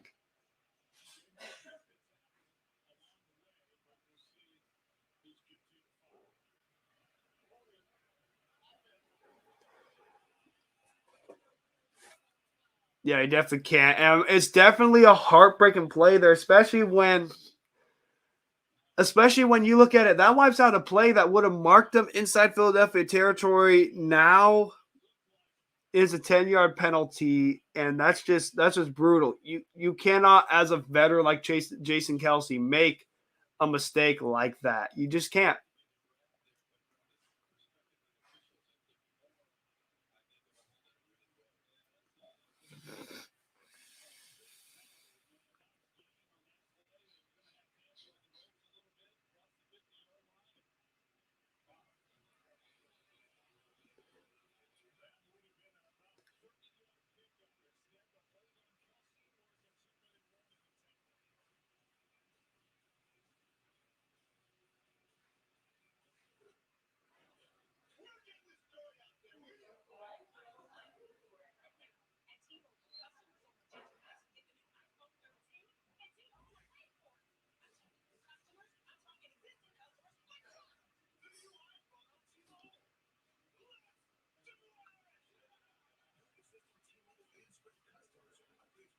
Absolutely, definitely something that we would like to have happen there. And Ben, for some odd reason, I still can't hear you in the StreamYard. Would you mind leaving and then re-tapping the link to see if I could hear via the StreamYard? I can still hear on Colorcast, no problem. Just Headset. There we go. Better. Much better. All right. So yeah, for the StreamYard again, make sure to tune into Colorcast because it's the playoffs for Colorcast. Matt Scora is going against one of Colorcast's finest, so make sure to help out our boy Matt Scora. If you want to see good quality, streaming with me just losing my shit about the birds, and of course just talking about football, make sure to forward this to your friends or whoever you think would enjoy this game today. Yeah, absolutely. We got Ben here munching on what kind of chips we got? Cheeto. Just regular Cheeto. Is it the puff or crunchy? Oh, I can't do the puffs. I have to do the crunchy. Definitely a smart choice there, and that could be a question for anybody, whether you're on Colorcast or via Unwrapped Sports Network YouTube channel or Facebook or anything like that. Cheeto puffs or crunchy Cheetos? What is the best option? I'm more of a crunchy guy myself. Ben is a crunchy guy. We want to hear what you guys think as well. Also, put in the comments via StreamYard, YouTube, whatever, Colorcast. What do you want to ask an Eagles fan halftime? So any question that you feel like comes to mind that you want me and Jack Morgan to answer, even Caleb as well, make sure to put that question in there. Absolutely, we'll be able to answer any question of your desire, whatever it is that you guys are throwing out there. We will be able to answer that for you. All right, so 1st and 10 at the 40-yard line. Hurts, fires, completes. Devontae Smith, first pass today. Is that a flag? It is. Is that another hold? We'll have to see. Yeah, we'll definitely have to see what is called there. We also got Jimmy in the comment section saying he is a crunchy guy himself, but he literally just got done with a bag of puffs. So that's respect. Ah, gosh, it's pass interference on the offense. I think it's an illegal pick on Quez Watkins. Let's take a look.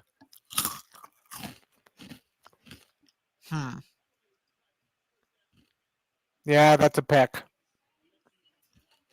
Yeah, and that's something you cannot afford to have happen. Just cheesy mistakes.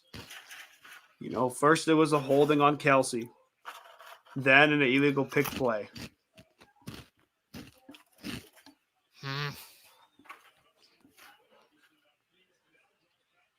Yeah, then Sirianni not happy at all with the officials on that play here. Now, 1st and 20, down at their own 29-yard line. You got about a minute. You got about just under 2 minutes left here in the first half. Let's see if the Eagles can get any sort of momentum going here in this game. We got Hurts back to pass, looking, throwing, and it is incomplete. It is 2nd down and 20 here for the Philadelphia Eagles. Just threw it right into double coverage. I don't know why he thought that was an option.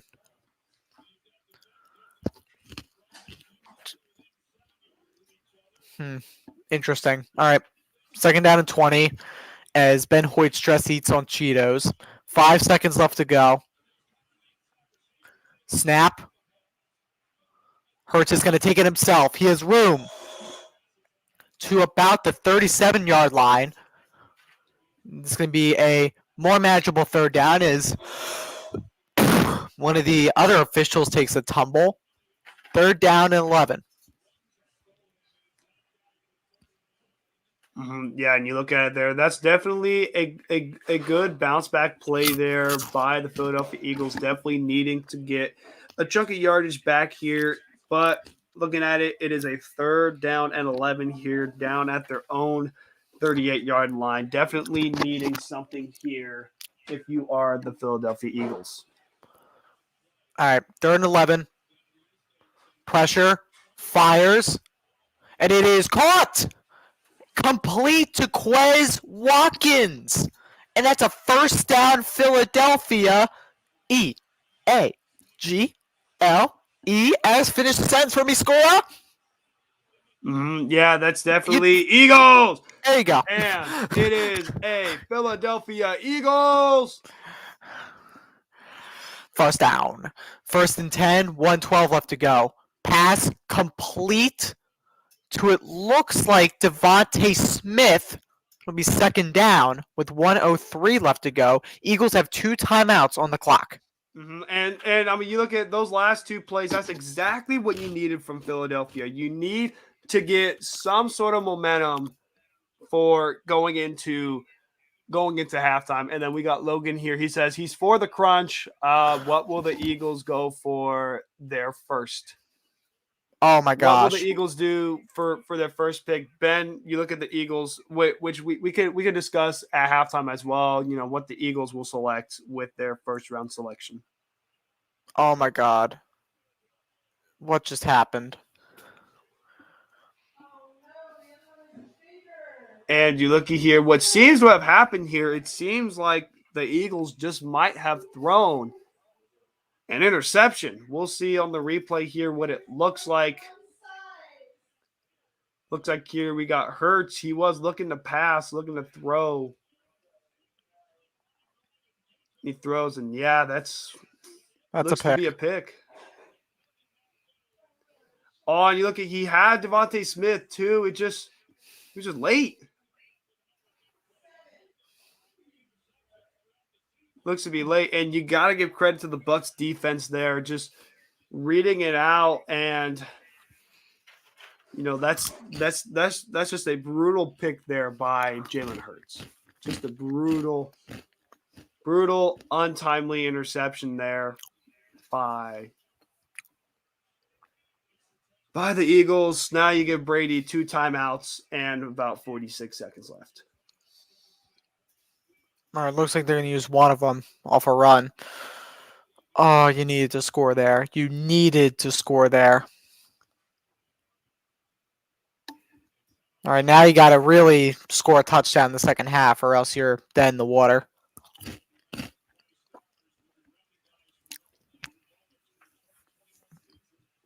All right, so again, tune into halftime to watch me cry. Nice salty tears. 37 seconds left to go. 2nd and 5. Jack Morgan will also be crying salty tears at this game. 2nd and 5, 37 seconds left to go. Brady steps back to pass. Looking, finds Gronkowski. Will get out of bounds. 31 seconds left to go. It'll be 3rd down. Yeah, you look at here, 3rd down and 2, down at their own 28-yard line. And let's just, and if you're the Eagles, you just got to try to hope that they don't get any points. Mm-hmm. Nope, I agree. 3rd and 2, 31 seconds left to go. Brady is 20 for 25 with 159 yards. Brady in the gun. Steps back. Under pressure. He's sacked. The Eagles should use their timeout right here, and they do. So they have 27 seconds left to move the ball.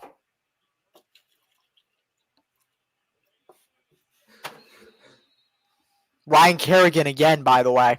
Yeah, and Kerrigan just overpowered his lineman. He just gave him one big push, and he was there on the quarterback to get the sack. He's still got game. I'm telling you. He was a great member of the Washington football team and the pre-Washington football team. We're not going to say that name. Yeah, he was a great member. He was an Eagle killer. I'm glad to have him on our squad. But 27 seconds left to go. You got to get at least a field goal here.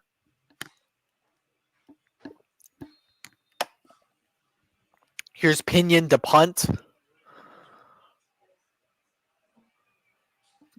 Pretty good kick. Really good kick. This is going to bounce to about past the 20-yard line. 15 seconds left to go. And then we got a comment saying by Link17 saying, before the game started, I had the Bucs winning. What about you? I had the Bucs winning as well. Ben obviously had the Philadelphia Eagles winning because he is a diehard Philadelphia Eagles fan through thick and thin. Yep. That is very true. All right, so 17-0, 15 seconds left to go. Eagles have one timeout on the clock, so you got to be looking for some deep passes here with 15 seconds left to go. 6 seconds on the play clock. Snaps the ball. Fires. And that is going nowhere, actually losing yardage on the play. So 5 seconds on the clock. Eagles electing not to use their timeout. And that will be the half. 17-0 at the end of the first half. We will have our halftime show with Jack Morgan. And we're just going to pray that the Eagles come back. Definitely. And then you look at here, we got Logan saying Bruce Arians is on the sideline screaming out, how about that, Antonio? Which definitely makes the most sense. But while we are on halftime here, the Philadelphia Eagles leading 17-0. Well, we're not game. leading, but yeah. Yeah, Buccaneers leading 17-0 in this game at halftime. And like Ben mentioned, let's get into, while we're on the halftime show, guess the Cameo price. All right, let me pull up Cameo right now. If there's any Cameo requests you have, make sure to let us know. We will try to find and see if they do have Cameo, because there is a search bar where we can find that. All right, so we've done a lot of athletes so far. We have not done a cheater. And we're going to do a cheater today. How about Alex Bregman? Ooh, Alex Bregman. I gotta say he's at least worth like $350. So we're gonna actually take it down to 100, and you would have had it $150. $150. All right. But then Ben's, we got a comment by Logan saying, who was the better champion QB, Ben, Nick Foles or Crybaby Wentz? We wouldn't have won the Super Bowl without Foles. if we had Carson in at quarterback, he would have choked it somewhere. I mean, Foles played out of his mind. The QB rating that he had was unlike anything I've ever seen. So that was all Foles in the playoffs. But to get us there was definitely Carson. All right, let's take a look at some other athletes. All right, how about Lamar Odom, NBA basketball player? He is a Who was on crack? He's a two-time Lakers champ, Sixth Man of the Year award, 2004 Olympian. He was actually in the Olympics. God. 2010 world champion, gold medalist, and a 14-year NBA vet. Lamar Odom, I gotta say he's worth around like a Bregman price. I gotta say he's 150 to 160. $200. Makes sense. All right. So taking a look at who is next here. Oh yeah, I forgot this guy existed. How about Jason Giambi, former MLB star, and he is now with the Oakland Athletics organization. Ooh, the big Giambino, Jason Giambi. I would have to say he is somewhere close to around I'm gonna say 210. $75. You know that actually seemed worth it. $75 to listen to Jason Giambi would not be too bad. All right, let's take a look at some others here. This guy is a Big Three commissioner. He's an NBA legend, and he is also a Houston legend and a Portland legend. Who do you think I'm talking about? Ooh, Clyde Drexler? That is Clyde Drexler. Hey, you gave it away when you said Houston and Portland legend. That was easily Clyde Drexler. That's what even people who don't have sports knowledge would know that it would be Clyde Drexler. All right, so Clyde Drexler also, I believe he was on the same team as Hakeem Olajuwon as well. He was during the 94-95 when they went back to back. It was Olajuwon and Clyde Drexler. They were kind of like the top two. All right, so Clyde Drexler, how much do you think he's worth? If I were Clyde Drexler, knowing that he's a Hall of Famer, I have to say he'd have to be like 310. $599. Now that makes sense because he's Clyde Drexler, top 75 NBA player, Hall of Famer, two-time champion. Got to be up there. All right, let's take a look at some others here. Oh, this guy is a former #1 draft pick, former Ohio State player, Big Ten champ, and current Big Three player for the Aliens. Ooh, we talk about Greg Oden? We're talking about Greg Oden. How much Greg Oden? Ooh, you know what? I'd say if I'm Greg Oden, I would say go for a calm, cool $50. Was I on the money? You're on the money. $50. I thought you looked it up. To be completely... No, I didn't. I just guess I'm just like, you know what? Greg Oden, known as a bust, so he won't get a lot of money. But I would say if he got to at least get 50. All right. So this guy just changed his name. He is an NBA star, and he was under a little bit of political trouble, to say the least. But not with our country. Ooh, we talk about Enes Kanter? Enes Kanter, but his name is now Enes Freedom. Is it Enes Kanter Freedom or just Enes Freedom? It's listed as Enes Kanter Freedom. Okay, Enes Kanter Freedom. I'd have to say he at least has to go for $200. $50. Man, so I could have said back-to-back 50 pieces, and I would have been chilling. You would have been correct. Yes. But hey, you know what? I'm glad I just got one. Getting at least one is a good for me. Mm-hmm. I completely agree with you. Ooh. I'm taking a look at the featured section, and I like what I'm seeing here. Let's go with how about Andy Biersack? If people don't know who he is also known as Andy Black. He is the singer for Black Veil Brides, a heavy metal band. I'd have to say he'd go for $75. $100. So close. All right. Who else can we go for? All in featured. Let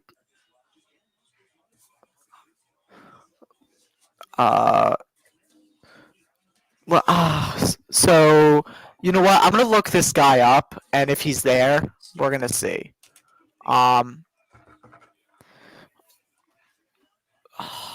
Who's the guy that just died from Full House? Bob Saget. Bob Saget. Let's see if he has one. Well, did. Bob Saget does not have a one. Could we guess a price to see like if he did have one, what you think he would be? $175 for Bob Saget. All right. I would say $575. Let's take a look at musicians, actually. These are guys I don't even know. And oh, okay. That's better. We're gonna go with my thing of music. We're gonna go with William Duvall. He's the singer of a band called Alice in Chains, who replaced Lane Staley. I'd have to say he'd have to cost at least $110. $60. All right. All right, let's sort and filter here, and let's get a good one.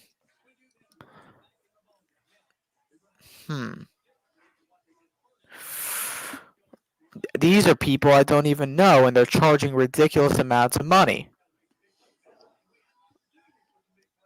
Okay, how about PNB Rock? He's a rapper from Philadelphia, and he has a song called Horses that was in, what was it, Fate of the Furious?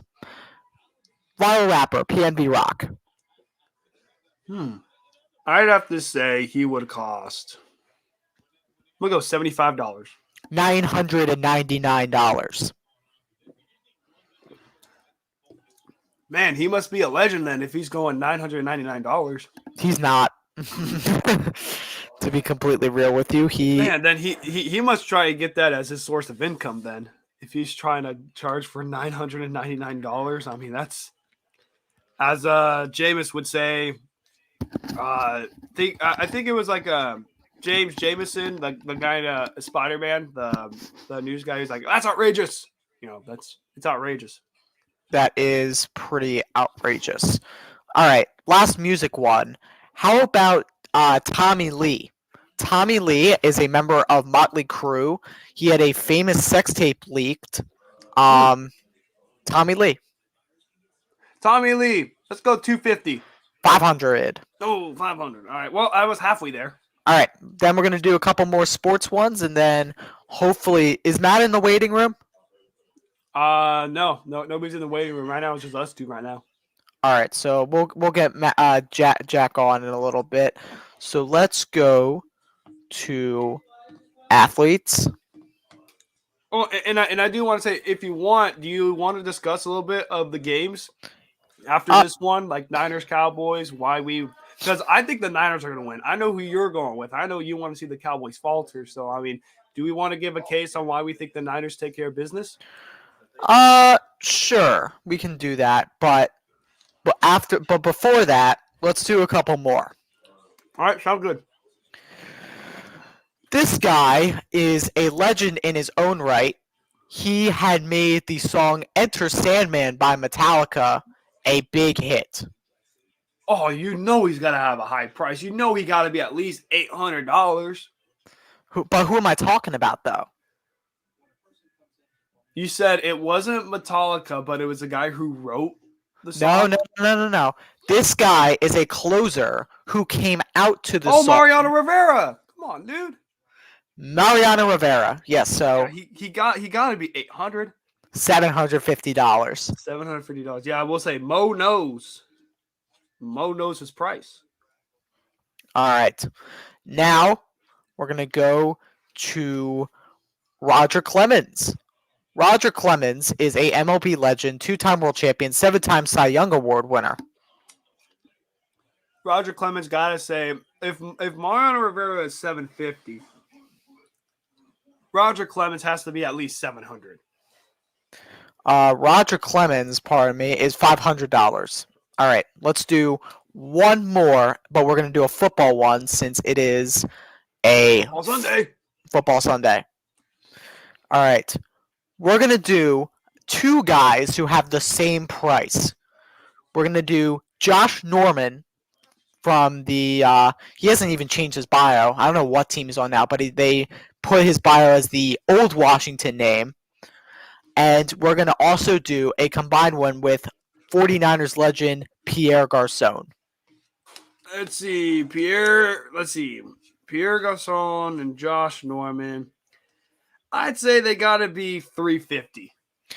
They are both listed at the same price, and they are listed for $1,000. I want to understand $1,000 for Pierre Garçon. He at least won a Super Bowl.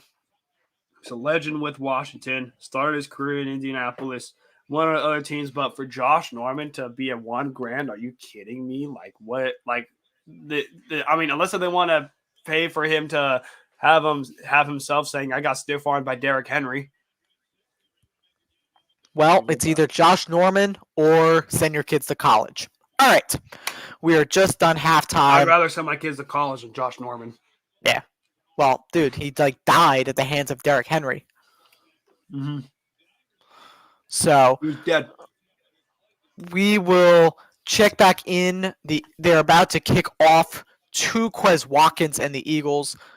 Total yardage, Buccaneers have 184. Eagles have Buccaneers 184. Pardon me, to the Eagles 118. Hey, at least the Eagles cracked 100. That's true, I guess. You know, if you want to look on the bright side, that'd be the one bright area of concern. But I do want to get into, before kickoff occurs, we have two other slated games today. We got Niners, Cowboys, Steelers, Chiefs. Both Ben and I have the 49ers. I want to hear your quick case, Ben, on why you think the Niners will take care of business. Well, in this answer, I can't be biased and just say that I hate Dak Prescott and the Cowboys. So I guess I have to provide some evidence. And the evidence is just that the 49ers are a hot team right now. They're energized. They're energized. They're excited.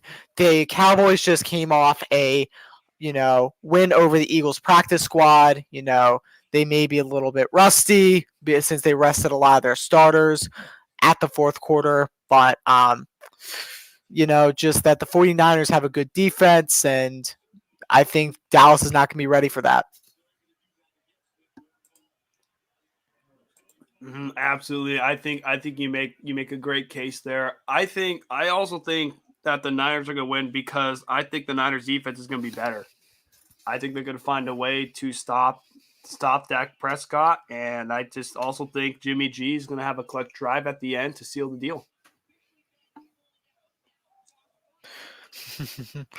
Little text from Ethan Carboni, coming in, smack talking the Eagles like he always does. At least things are normal there. 2nd and 8, 14:20 left to go. It is Hurts under pressure. He'll take it himself. He has the first down, but a flag is out again. Yeah, then the last thing that we'd want is to see the flag being on the Philadelphia Eagles. That's the last thing that we'd want to see.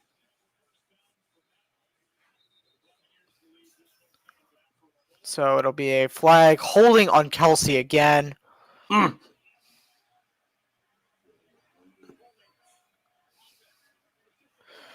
Another hold.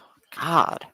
He's a Pro Bowl center, but he has been miserable today. Yeah, that's his second hold. I mean, you look at he was overpowered by Vita Vea. I mean, he had to take a holding play on that play. Like, I would rather have him take a holding play than take a sack. Because if Kelsey did not hold on that play, Ben, that would have been a sack. Gainwell gets a good bit of yardage on 2nd and 18. And it'll be 3rd down for the Philadelphia Eagles. Yeah, you look at a nice gain of about 11 there. Now it's about a gain of 10 to 11 yards here, 3rd down and 8. Definitely more of a manageable 3rd down, but let's see if they can cash in here. All right, 3rd down and 8. 17-0. Buccaneers over the Eagles. 3 men out left, 1 man out right.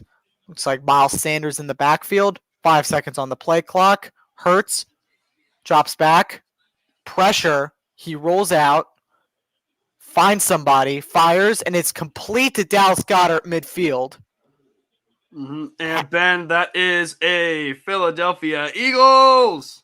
First down. First down. We have Ethan Carboni here in the color cast comments saying the Eagles have been shot right out of the air. I will say, for anybody who is in the color cast section of the stream, hit up the like button as much as you can. And if you want to get on the hot seat, just simply request the hot seat button, and I will make sure to get you on, whether you want it for a minute, 5 minutes, 10 minutes, 20 minutes, or 30 minutes. I'll make sure to get you on as you have. And with that being said, Ethan Carboni requests the mic, of course, because that is what Ethan does. Let me remove an earbud real quick and just get him on here just to see kind of what he has to say, just to give overall his thoughts. Ethan, I will give you not only 1 minute, not only 5 minutes, but I will give you 10 minutes. No, that's too much time.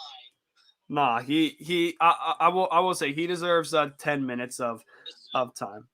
All right, Ethan, you are live here on the Color Cast. You got 10 minutes on the hot seat. Tell Ethan how you feel about the Birds. Well, I'm kind of speechless right now, Ethan. I assume you're here to try to degrade me and the Birds. Well, Tom Brady's done enough of that already. Let's be honest. Just the Buccaneers have done that enough.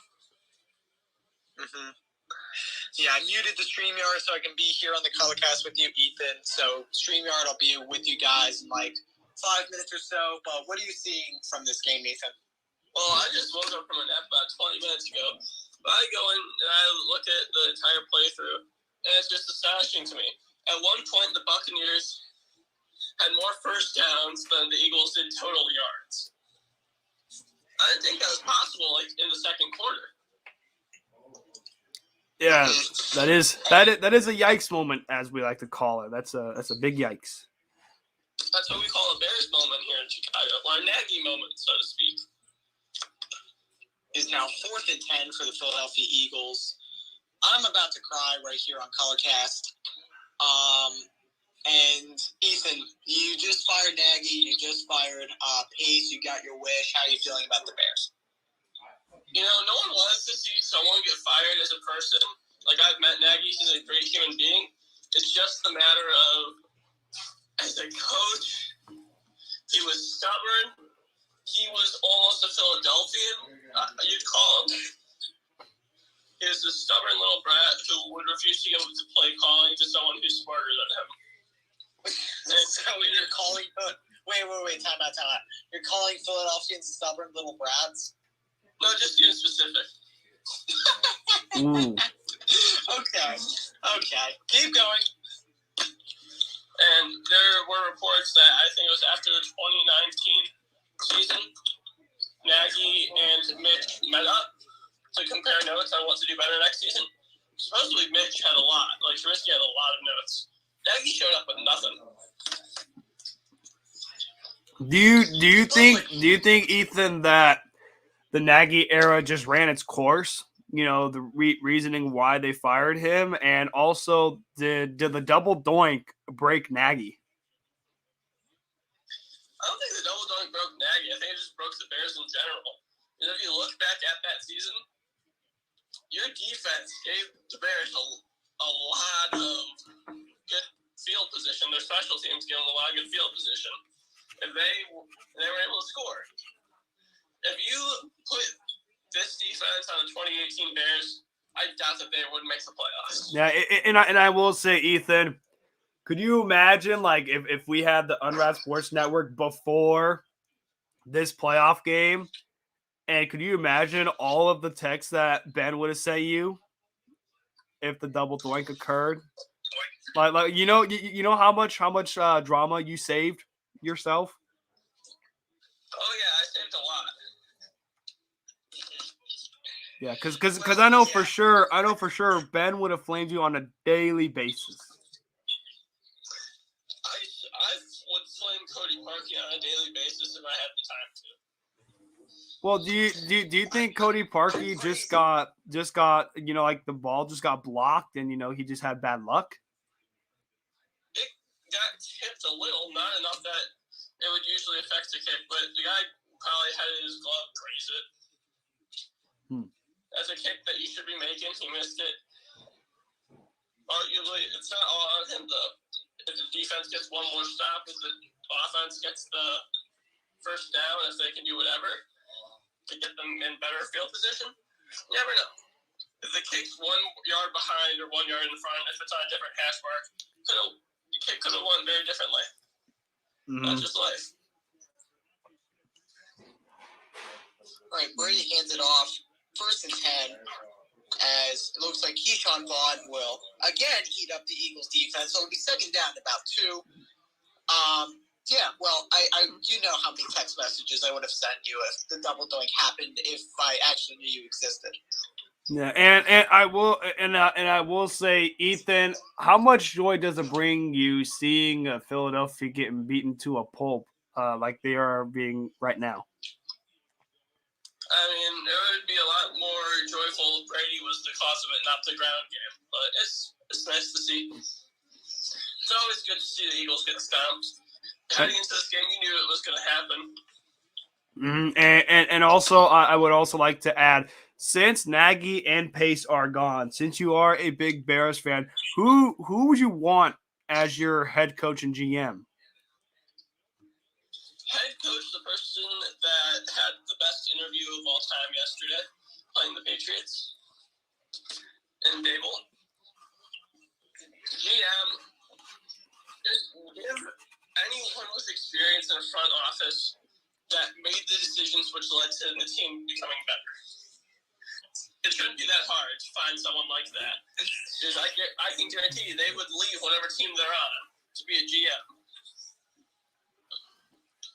Absolutely. And then you look at, and I'm sorry to interrupt, we look at this, Ben, we got a nice incompletion there, and the Eagles, shockingly, forced a 3 and out. Yeah, well, good job, but you needed to score, and you didn't, so we're going to try to come back, cut it to 10. It's only the 3rd quarter, so we're at a 2 on the psychological scale of sadness. 10 being, of course, we won Super Bowl 52. 1 is utter despair and sadness, so we're at a solid 2 right now. I mean, I just found some interesting news about Cowboys. Oh my God! Mike McCarthy could be fired for Kellen Moore to take over if the Cowboys, disappoint in the playoffs. I did see that. Just dropped the pond. Oh. Jalen Reagor drops everything. Me and before Ben. Hey, Ethan, that is what we like to call an Eagles moment. Yep. So just a Jalen Reagor moment. Oh my God. The new Nelson Aguilar. I'm excited to see what wide receiver they drafted the 1st or 2nd round and ruined their career. I mean, Devontae Smith's been okay, but he's like a Heisman caliber wide receiver in the NFL so far. He's good. Then again, he does have Jalen Hurts throwing him the ball. Well, all I know is Ben's scale just went back down to 1 after that play. We may be hitting a 0. We may be hitting a new territory I've never seen before. I'm gonna be honest, Ben. I don't know how you like go in this game and like even if you like cry after, like you weren't even supposed to be here in the first place. Like, I think this is one to where you should be humble that you're here, take the ass beating, and get ready next year. Well, I don't know. We don't think like that, though. I don't think like that, though. But you also didn't think that you'd make the playoffs. But you made the playoffs. True, I'm happy about that, but I'm also not happy that we just got shut out. You haven't been shut out yet. You guys can still afford a garbage time field goal or touchdown. Yeah, you got about 25 minutes and 35 seconds. You got a whole fourth quarter, and you got 10 and a half minutes here in the third quarter. You got time. And you know what? At this rate, you guys will finish with what's that? 74 rush yards. Yeah, and looking at the stat line, Ethan, they only have. Let's see, they have 37 rushing yards. 37. Well, I get the Buccaneers defense is good, but when your quarterback throws 13 and 24, 126 and an interception, that's not very good. Yeah, it definitely is not. It definitely isn't very good. And Ethan, we have you on the hot seat here for about an extra 40 seconds. Anything else that you want to add on, whether that's to roast Ben Hoyt or just anything at all? You know, as long as the Eagles continue failing drafts, we might see another Eagles Super Bowl in the next 50 years. Get off my show. Get him off. All right, I definitely will. Ethan, always a pleasure to have you on here. Always a pleasure to have you on the hot seat. And hey, let's hope the Bears get something right because they have the future. They just need to get the right pieces together.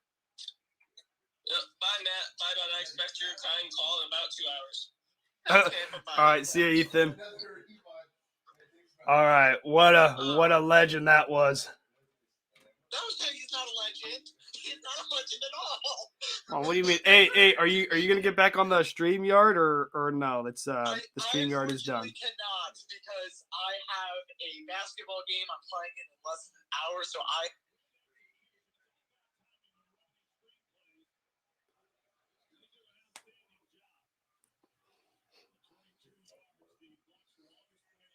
Thank you, peace out, goodbye.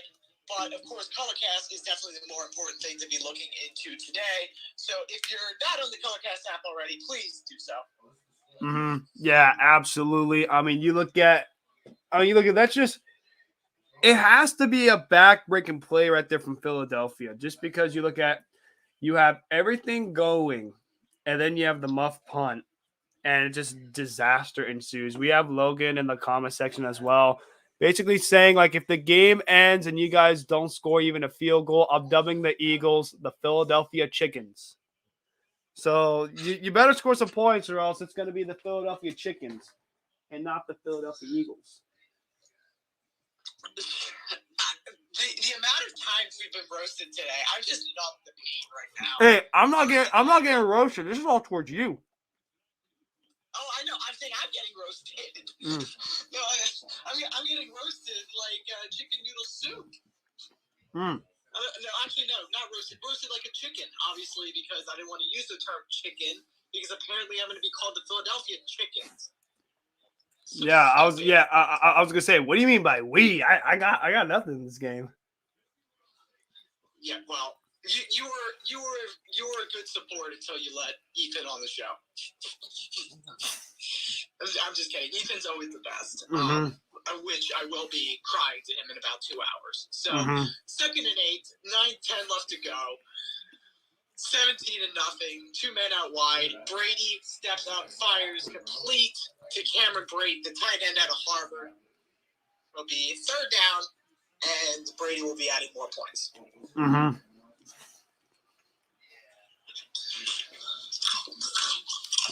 And look, we got the big old Cheeto crunch there. And I mean, just look at overall in this game, Ben. The main difference is the Bucs haven't turned the ball over, and the Eagles have turned it over twice. Yeah, well, it's also that the Eagles just could not move the ball. Defense has actually been keeping them in the game mostly, but Not anymore.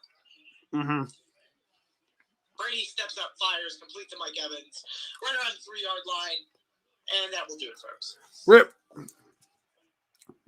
I will say, and then we got Logan saying as well, don't feel bad. I've been shitting on for years now. I think the pain turns me on slightly now.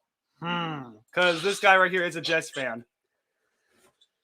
Yeah, welcome to my world. We have pie. I was gonna say in your I was gonna say in your world, at least you got a Super Bowl. The Jets haven't won a Super Bowl in over 50 years. But before that, it wasn't pretty either. By the way, touchdown, Rob Gronkowski. It was now 24-0, and if I wasn't even in enough pain already from Ethan roasting me and everyone in the network roasting me, it is now 24-0. I mean, I will say, Ben, I really thought that this game would be a little bit closer, just a little bit. I thought they'd try to at least keep it somewhat competitive, but man, it is just it's just a domination. It's just anything. It's one of those where like anything that could go wrong for Philadelphia has gone wrong. Whether that's an interception happening or a muffed punt happening, anything in the minds for Philadelphia that you say cannot happen, just happened. And what was great and what was crazy is, Ben, before the half happened, the Eagles were moving the ball. They had a great screen pass play to Goddard, made a big play, but then what happened? A holding is called back. And then more holding happens. But then they bounce back. They move it down the field. Hurts has Devontae Smith.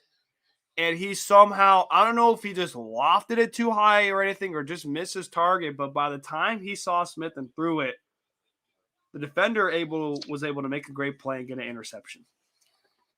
Yeah, well, first of all, I think 2 people are going to have their last games as an Eagle today. Actually, no, 3 people. Let's do our overreactions because I've been pretty much overreacting this whole game. And why not just add more? Add more pain and fun. So, yeah, let's hear we're going to do overreactions. My overreaction for today, despite all my other overreactions, is that 3 people on the Philadelphia Eagles will have their last games today. 3 people. Can you guess who they are? Well, Jalen Reagor. Jalen Reagor is one. Jason Kelce. Jason Kelce is 2. And is it a coaching staff member or is it another player? Technically, it's a player. Okay, so I got Reagor. I got Kelce. Let's see. Who was I complaining about earlier and saying that he shouldn't have been on this team? Oh, the punter. Aaron Sipas will be his last game as an Eagle. Yeah, he'll be a kick-assed out of the team. Yeah, so those people will be gone. Apparently, Jonathan Gavin's being interviewed. I don't know why. Because against every single good offense that he's been thrown against, he has, been choking on eggs. 80 item you choose eggs. I'm crying, dude. This guy said he's choking on eggs. Not any sort of substance. Not a chip, nothing. Just you're gonna choke on an egg. Literally choking on eggs. So I don't know how this may be his last game as an Eagle because some know-nothing team is going to hire the know-nothing and for no good, know-nothing reason. So 4 people may be having their last games as an Eagle. Do you have? I'll say, do you have any other overreactions besides Philadelphia Eagles, like for Raiders, Bengals, or Pats, Bills? Any overreactions for those? No, because mostly the playoff games have been good. I don't know. That Bills pass game was a blowout. Well, I don't know. The rookie QBs in the playoffs are always something. Yeah, look at Jalen Hurts, first full year starting. It's just a whole nother level. And I think it's like 5 quarterbacks since 2009 who were rookies have won a playoff game. It has to be before Roethlisberger was drafted, because when Roethlisberger was a rookie, he took the Steelers to the AFC Championship game, so he had to win at least one playoff game. And I think, I think afterwards, I think since Ben Roethlisberger, you are correct. There's been a select few. Like I'm not sure if Brady was a rookie when he won his first playoff game, but his first year starting, I know he won a playoff game. I know Russell Wilson did. I think Andrew Luck did as well. But yeah, it's very rare. Mark Sanchez did. Yeah, Mark Sanchez did. Just think, man, that butt fumble Sanchez brought the Jets 2 AFC Championship games. Not 1, but 2. But I will have to also say, in the YouTube comment section, Logan says, look, if CJ was here, his Pats would get it too, but he's not, so I'll patiently wait until Tuesday to do so, when both he and Connie have to sit there and eat it. So for the hard count that's coming Tuesday, Anthony and CJ, Logan will be waiting. And especially with Logan being a Jets fan, he could clown on the Pats all he wants on Tuesday, and there ain't nothing they can do about it. Because they're going to be at the same spot, because they're going to be at the same spot to where the Jets are and the Eagles are soon to be, on the couch. Or in Cancun, depending on how you want to put it. You can say Cancun on 3 or just simply on a couch.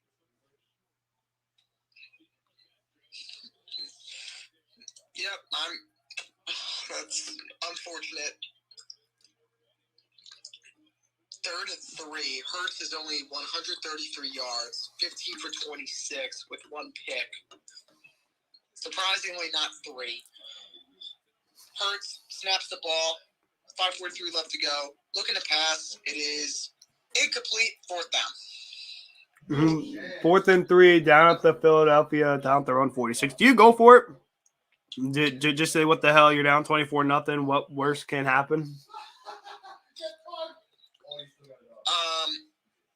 Why not? Why not? Doesn't matter at this point. So have we officially been marked down to the 1 scale? Yeah, we've been there for a good bit. Man, we've been there for a good bit. That's a tough life out there for Ben Hoyt and other fellow Eagle fans. It's a tough spot. But I will say, Ben, the Eagles' future. Oh my God. What happened? Oh my God. Shaq Barrett got a pick. Oh, so that's interception number 2? Yeah.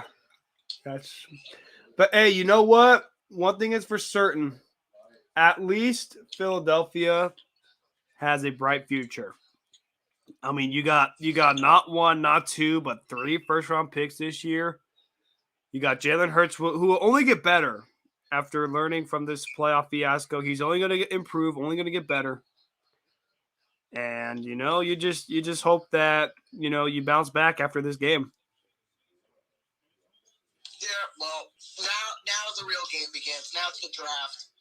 Man, and Ben, I saw you with the Tampa crowd. It panned over to an Eagle fan wearing an Eagle face, just sitting there, just shaking his head. I know that's you right now. Yeah, well, I sent you a GIF earlier, and that's about it. Yeah, I think that GIF makes more sense now because it's in the 3rd quarter. Now it makes sense.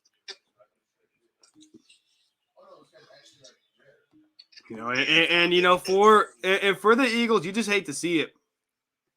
You hate to see that. Because if you're the Eagles, the things that you had to do to win this game, you had to play clean football, you had to get the run game going, and that just simply has not happened at all. There has been no run game. You've turned the ball over 3 times. Just anything you can do to lose this game, the Eagles have pretty much done that.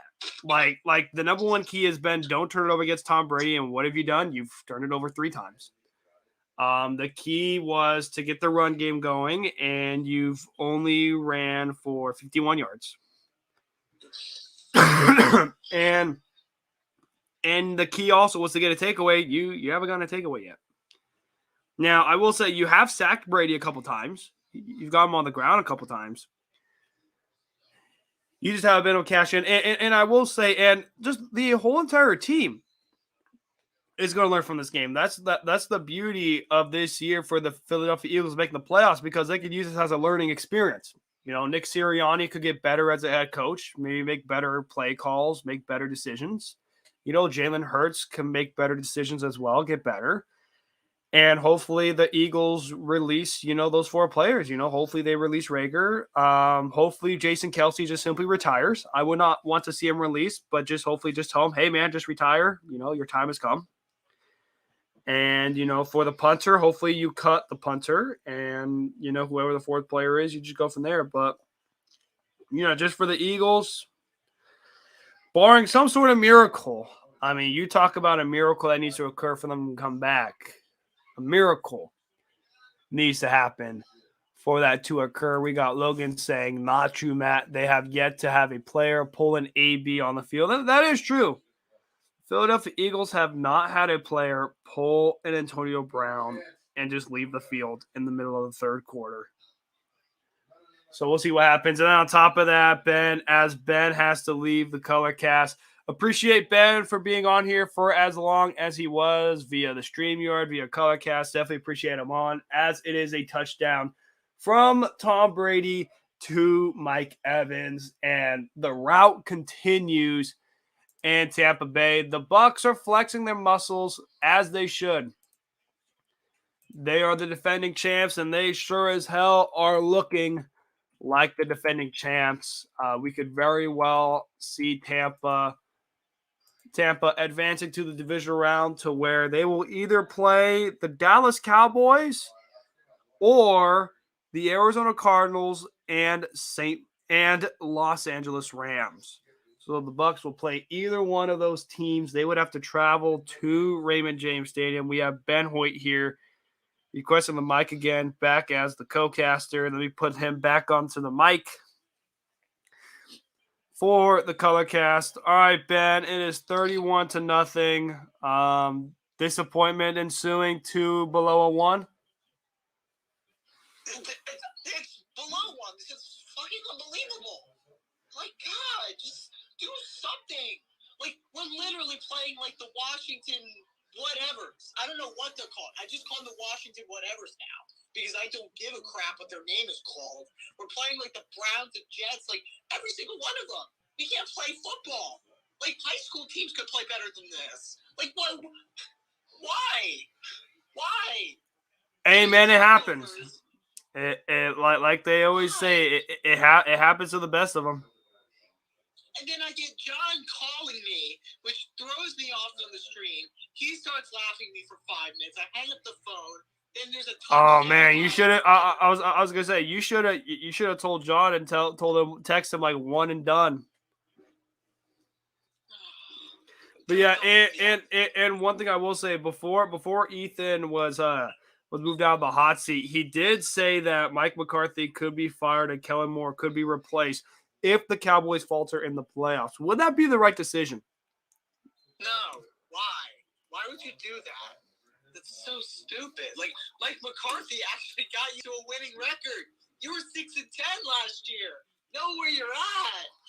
Like, literally, we're not going to fire Sirianni because he got us in the playoffs. Like, gosh. Like, why are people so obsessed about firings and stuff like that? I'm officially checked out of NFL football. I'm done for today. Damn. So will you check in April for the draft? Yeah, of course. But I'll probably look at the games today after my basketball game. But right now, it's just I'm officially just like out of it. So unfortunately for that, third quarter is gonna be the last for me. I have to then go to the basketball game. But Wait, hold on. Which basketball game are you going to? You going to the Sixers game? no, I'm playing in my own basketball game today. Ooh, all right. Where are we playing? So the local Brandywine Youth Club intramural league. I scored 2 points last time and got 9 boards. So we're gonna try to continue that. Let's go. Hey, loving the 9 boards. Loving the 9 board. That's what I like to hear. Yeah, it's just I can't score. But I'm excited for that as Jalen Hurts just throws the ball to the dirt. It makes me even look more forward to it as I can't watch this game anymore. By the way, I was texting USN representative Jack Morgan to go and vent, and we are both in a dark state of football mind right now. Oh, dark state. That's tough. That's something that you hate to see. You hate to see when you're in a dark mind for the playoffs. You just hate to see it. All right. Hurts snaps the ball, 4:30 left to go, 3rd and 13. He scrambles out, he fires to Jordan Howard, and it's going to be 4th down again. All right. Wow.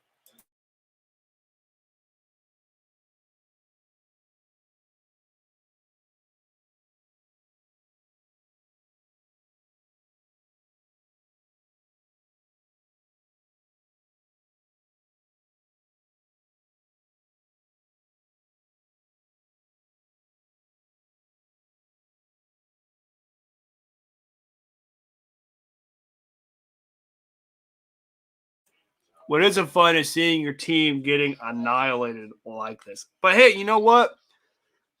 At least you could say like the Pats. Oh man, I would say even like the Pats. At least the Pats, they got some points. But damn. Yeah, because obviously the Pats, they lost 47-17, lost by 30. You're down 31 and don't even have a single point. I mean, damn, that's. I honestly don't know what to say for you for the Eagles. Like, I mean, you can't see. At least we played better. I just played better than the Patriots, but at least the Patriots had 17 points. You know, it's just. Well, yeah. This is bad. This is an ass whooping. This is like Alabama against Notre Dame kind of ass whooping. Mm-hmm. Yeah, well. Yeah, or Joe Burrow going up against Oklahoma back in 2019 when it was LSU versus Oklahoma and we scored like 63-28. Like that was a beatdown. This also Jalen Hurts. Yeah, it was Jalen Hurts. Yeah, it was. Jalen Hurts was the Oklahoma quarterback that year, and Burrow put on a clinic. It was like Ben. It was like 49-14 at halftime. Yeah, I remember that. And at the time, I didn't even know Jalen Hurts was going to be our quarterback. Mm-hmm. No one did. Little did you know. Yeah. So disappointing. Yeah. Hey, I will say, Ben, for your basketball team, the key is try and score more than 2 points. We will do that, and we'll score more than the Eagles. Mm-hmm. If we don't do that, then I'll be very upset. Yeah, that'd be what I call a double whammy. All right, so we got 3 minutes left to go. I unfortunately have to take my leave. I have to get on the road and onto this basketball game. You have yourself a fantastic day, and good luck to the Pats. I will. Thank you. And hey, if you can, just play color cast in the background for your basketball game. I'm going to be going live for the Niners and Cowboys game and for the Steelers Chiefs game. All right. Good luck, Matt. I will do that. All right, thank you. You as well, Ben. And hey, let out your frustration on the basketball courts, all right? Oh, I definitely will. Believe me, those kids won't know what's coming. I'll see you. All right, see you then, Ben.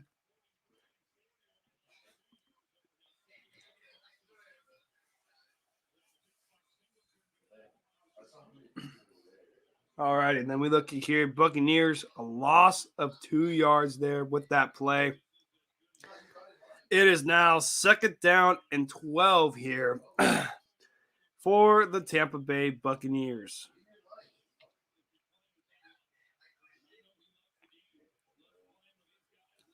Buccaneers, and here we are. 2nd down and 13, and it has just been a complete and utter one-sided affair here through almost 3/4 of action here. Brady looking to pass. It is complete, but pretty much snuffed out right now. That's it. Ref signify incomplete. So it will be now 3rd and 12.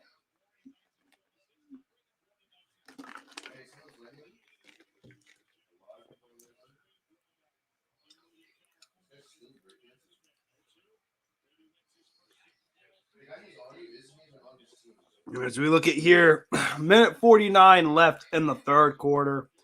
3rd down and 12 here for the Tampa Bay Buccaneers.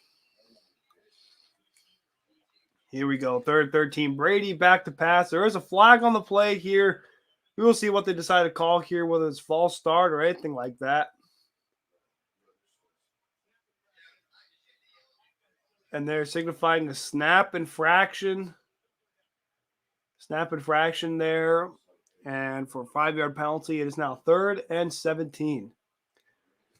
And here we have my boy, Caleb Conant. He is back here. Caleb, what's happening, man? Man, it's bad, man. It's bad, man. Hey, everything we said we had to do, I said what we have to do is control the clock. They didn't do a good job at controlling the clock. Let Brady get loose, and now we're playing from the behind, and they're just out there practicing now. Yeah, I mean, you look at 31-0 here, 4th and 10 for the Bucs, now their own 34. And Caleb, I will say, barring any miracle comeback, what kind of a season do you think it is for Philadelphia? Do you think it was a failure, a miss season, or a success? It was a good measuring step. It was a good measuring step. It definitely wasn't a bad season. It was a good measuring step, and now we see what we need more of, or what we need, But I think it was a good measuring step. Definitely wasn't a bad season, though. We can't. There's no way we could justify that this was a bad season. What would you say? I mean, about this performance, and I don't know. What would you say about their season? What's your review on it? I'm interested to hear, from a non-fan perspective. I will say the performance of the Eagles this playoff game was bad, but overall for the season, I'd have to grade it as a success. I mean, you look at a lot of people did not expect the Philadelphia Eagles from where they were last year. A complete dumpster fire, head coach fired, QB traded. Nobody expected Philadelphia to make it to the playoffs. Maybe people thought they would win at least 5 or 6 games. Maybe others thought they would just deteriorate and be one of the worst in the NFL. But they defied all the odds. They won 9 games. They made the playoffs as a 7th seed. Thankfully, because they beat the Saints, that's how they got in the playoffs. And it just so happened they laid an egg, this postseason. And, it happens. It happens to teams when they lay an egg in the playoffs. And, if you're the Eagles, you just hope you bounce back from it. Plain and simple. Yeah, definitely. Definitely. I mean, I just hope, with the rest of this 3rd and 4th quarter, Jalen Hurts could at least come alive and, put some more yards on the board as far as throwing the ball and not turn over the ball and hopefully throw a couple touchdowns, I like him as a quarterback, but after this game, I don't know if it's and you look we at he need a throws new it quarterback deep. or as you saw, he threw it deep to Watkins and just overthrows him by about 5 or so yards. It is now 3rd down and 13 from Philadelphia's own 17-yard line. And look at what's crazy is, Caleb, he had Watkins. He had him. He just overthrew him by a cannon, 5-10 yards. I mean, he does have an arm, though. Yeah, he does. He showed it there. It's just how accurate is it, though?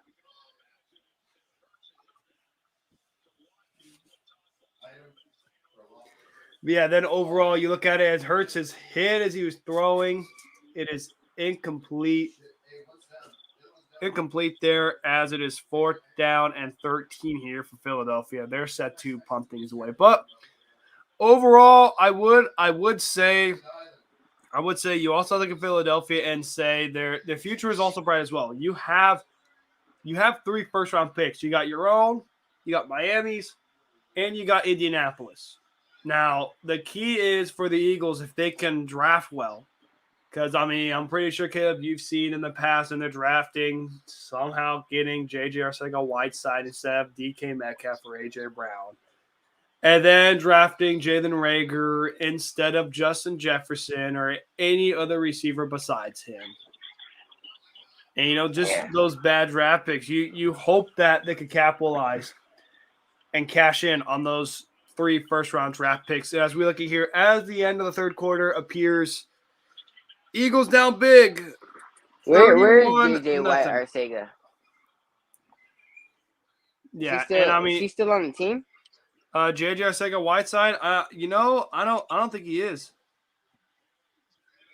Yeah, I'm not sure if he is, but I mean, just this game overall has just been a complete one side. I mean, we thought for sure the Patriots and the Bills game was one sided. This game right here is more one sided than the Bills Patriots game. Like at least the Patriots put up some points. Eagles are getting shut out.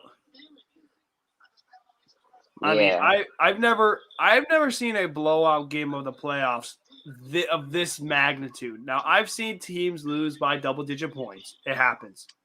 Right. But to be blown out 31-0? Oof, man, that's Hey, don't, the game's not over yet, guy. Yeah, it's not over. I mean, you still got a whole another quarter to play to at least get some points. But through 3 quarters, man, 31-0, yikes. That's something where it's just like stop the presses. Like this is a beatdown. Like you might have to report a crime after this game. Exactly. Mm-hmm. Like you might have to file a claim saying like the Buccaneers shot down the like you have to say the Pirates shot down the bird. Yeah, shot down the bird. Hawked us down bad. Yeah, you definitely hate to see that. It's horrible. Where did my guy go? Ben had to go to a basketball game. He said he had to leave after the third quarter. And so as it is the end of the third quarter, so if you want, it could be just the 2 of us here to close out the fourth quarter.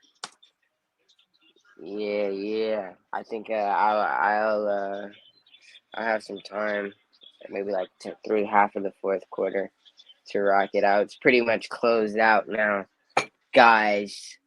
Yeah, it definitely is, man. I mean, you look at Raymond James, and I mean, you look at it, the defending champs, the Bucs, we knew they were going to show up. But to show up like this, man, they are proving that they are still the threat in the NFC. Like I think after this game, you look at the Packers, the Cowboys, any top team in the NFC is looking at this game and they're saying, in my own words, they're saying, "Fuck, man, Tampa is don't matter who's Tampa's got. The defense is fucking scary." You think who do you think wins that Cowboys and Niners game today? Oh, I'm going with the 49ers. I am going with the San Francisco 49ers. The reason why I'm going with the 49ers, I've said it before and I've said it again. I think it's going to be Jimmy Garoppolo has the ball last and he gets a clutch drive. A lot of people forget that Jimmy G, he was down 7, 2.5 minutes left to go in the Rams game. He could have easily folded. He could have easily folded, could have easily sold, and they would have been eliminated for the playoffs. But what did he do? He was poised. He drove the Niners down the field. He cashed in with the game-tying touchdown, and then he got the ball first in overtime, chewed the clock all the way down. He chewed the clock all the way down to 2.5 minutes left in OT. They kick a field goal, and Stafford throws a pick. They're in the playoffs, not only because of the run game, but because of Jimmy Garoppolo's heroics and piecing drives together when you need him the most. I think that's why the Niners win that game. I think Jimmy Garoppolo, he's going to piece together a drive when he needs to the most, and he's going to get it done. And Yeah. I'm also not sold on McCarthy in playoff games. I've seen so many years with Mike McCarthy at the helm for the Green Bay Packers, so many years that we made the postseason that we should have won games. But because of his bad decision play calling, cost us games. You look at when we 2011 got blown out by the Giants, unacceptable. And then after that, 2 consecutive years getting dog walked by Colin Kaepernick and the 49ers. And then 2014 against Seattle, obviously we don't talk about that one where we muffed the onside kick. But then people forget, the Seahawks had the game, but we had ample time. We had ample time to score a touchdown, but instead we settle for a field goal and we don't get an overtime and we lose. And then the same situation when we played Arizona 2015. Rodgers throws a game-tying Hail Mary as time expires, but he didn't have the balls to go for 2. He didn't have the balls to go for 2 to win the game. He settled for the extra point in overtime. And what happens? The Cardinals got the ball, and they scored first in overtime. And then even against Atlanta, that game against Atlanta, that was just simply we were out of gas. That was just all on the entire team to where we ran the table, had a hot streak, and it was going to come to an end. It just so happened to come to an end. But then, really since then, Caleb, we haven't seen McCarthy in the playoffs. We haven't seen Mike McCarthy in the playoffs since 2016 because people forget his last 2 years in Green Bay, both years missed the playoffs. He was out of a coaching job in 2019. He became the head coach of the Cowboys in 2020 and missed the playoffs. And now here he is this year. It's the first time he's made the playoffs in 5 years. Has he learned from his previous mistakes? That's to be determined. And, I also look at Kyle Shanahan. Yes, he's had his playoff meltdowns. Yes, he was a part of 28-3 against the Falcons. Yes, he was a part of the choke job for the 49ers in Super Bowl 54. But he has been there, and he has done that recently. He's found ways to win playoff games. And McCarthy is just – the stigma around him is he had Rodgers carry him. Can he remove that stigma? I just don't know. I don't know. We'll see. This is exactly. I will say. Proving. I will say for the NFC playoffs, a lot of legacy drivens are on the line. For the Packers, the legacy is can they get over the hump? For the Rams, the legacy is Matthew Stafford. And for the Cowboys, the legacy is Mike McCarthy. It's not on Dak Prescott. Dak Prescott already has a playoff win. And, Dak Prescott's already made his money. Right. He just has to get an MVP in the ring. Like, he's done almost everything you can. The legacy is on Mike McCarthy because it's now a matter of what are you going to do post Aaron Rodgers? Because so far, what you've done post Aaron Rodgers, you took a gap year from coaching and you missed the playoffs. That's not a good record. And it also does not help when the Packers, 3 years removed from your tender, have won 13 games every single year since you've been gone. Since you've been gone, Matt LaFleur has gone 39-10 and 2-2 in the playoffs since you've been gone. It's all about he gets a chance to. That's exactly what he's proving now. He gets a chance to prove if he shook those jitters off. It's like a kid or anybody being in a situation, and you get to see if you learn from the situation or not. You were in the situation before. You become in the same situation again. Did you learn or not?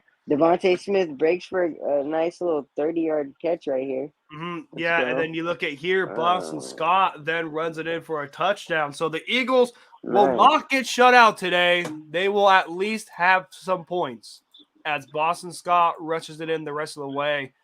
The Eagles. Was that Devontae Smith's first catch? Because if it was, it was one of his first catches. The next one was a run by Boston Scott.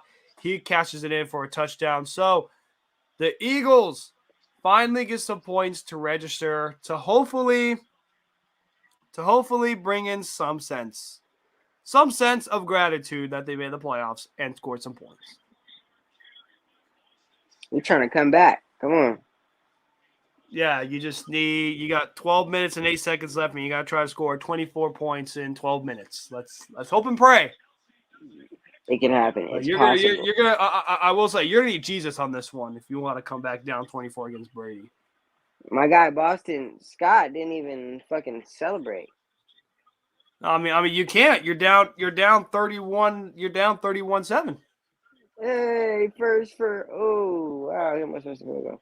I'd be like, hey, first touchdown on playoff, something. He didn't even look happy. No smile, no nothing. No, and that makes sense because I mean, you look at it, it's like what you're like Kobe's like what's there to be happy about? Like you're down 31-7. Yeah, there's nothing to be happy about, right? It's true. I mean, the only thing that is happy is at least you could say that you made the playoffs. Yeah. Other than that, that's about it. That's the only thing that you can be happy about is that you made the playoffs.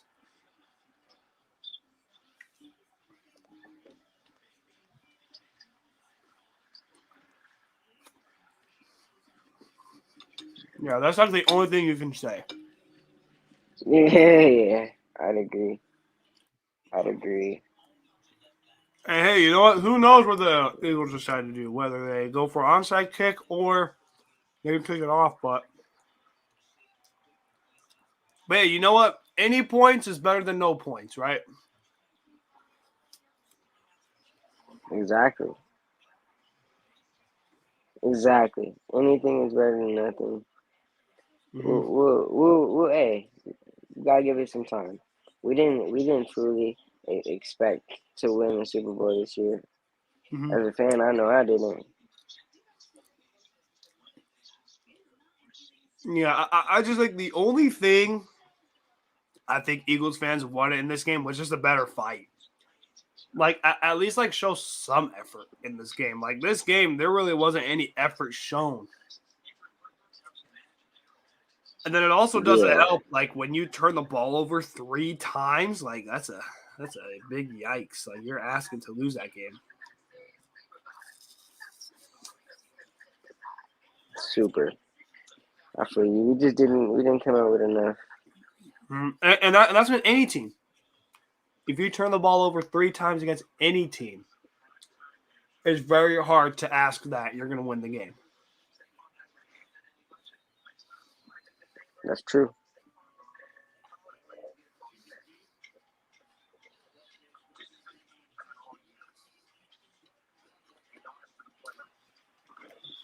Hey guys, hey man, I want to thank you for having me, man. I actually do gotta get up out of here right now, man. Thank you for having me, rocking out on this Eagles stream, getting our ass beat right now, you know. But yeah, man, thank you for having me. Everybody out here watching, you follow me on Twitter at CalebConnett2. Follow me on Instagram at 1CalebConnett, and go Eags. Hopefully we get a 25 point comeback in 12 minutes. We're trying to score 25 points. 32-31 final score. 12 minutes. Thanks for having me. Yeah, we definitely have to try that. Caleb, thank you for being on here for as long as you possibly can. Thank you, my guy. Like I said. Anytime, and got tuned in on Wednesday when Caleb and I do a MCS Real Sports podcast. Yes, sir. MCS Real Sports podcast Wednesday. Deuce.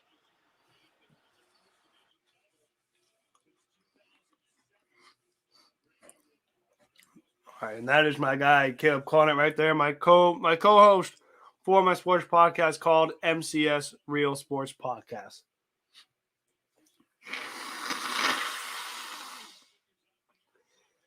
Pardon me, I'm just blowing my nose just like the same thing the Bucs are blowing out the Philadelphia Eagles. As we look at here, it is 2nd down to 5. Cameron Brate with the big play there.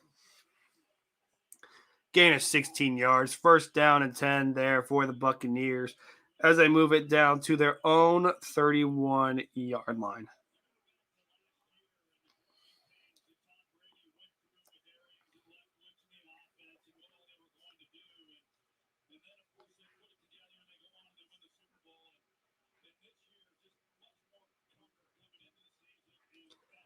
And then you look at here, you look at this game right here, just pretty much a situation where if you're the Bucks, just chew as much clock as you can.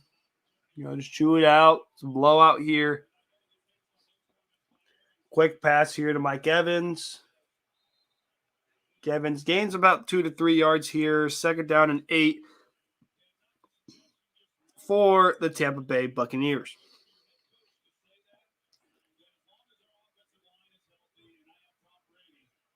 And then here we are, 2nd down and now 7 here. Pardon me, for the Tampa Bay Buccaneers. As they are up in this game, 31-7 here as we near the 10-minute mark. As we near the 10-minute mark here in the 4th quarter. Brady looking to throw. It is complete to Gronkowski. And it is now 3rd down and short for the Buccaneers.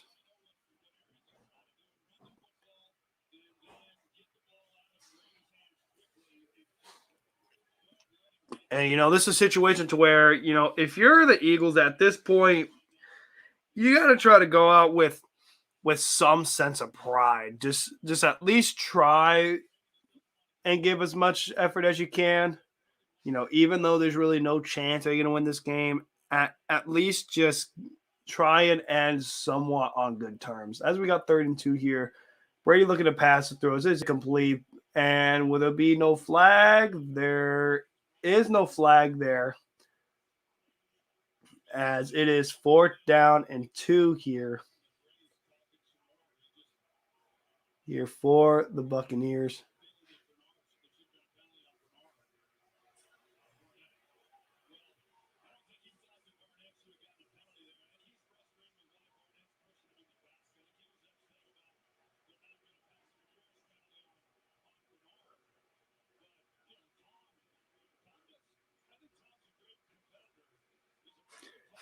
As we look at here, about 9:17 here.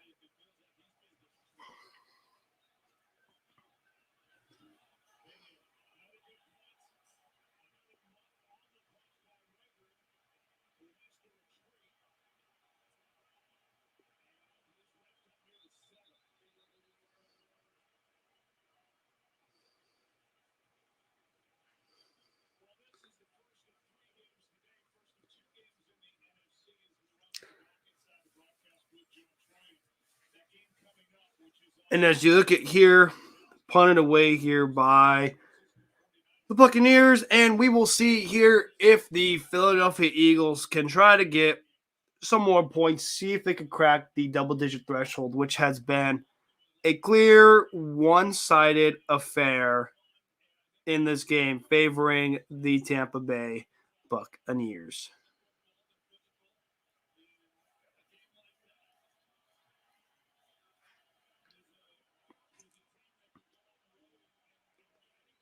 As we look here, down at their own 7, they hand it off here to their running back.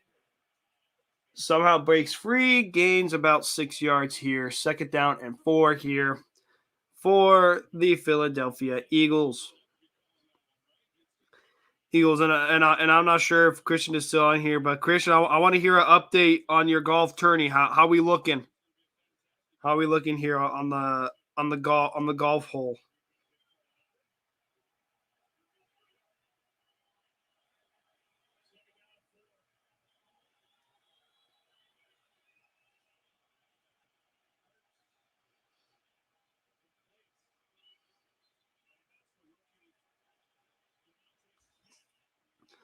As we look at there, another catch here by Devontae Smith. And the Philadelphia Eagles really wasn't involved a lot in this game. And, we'll see what they decide to do here, for Philadelphia Eagles to see what kind of momentum they have in this game.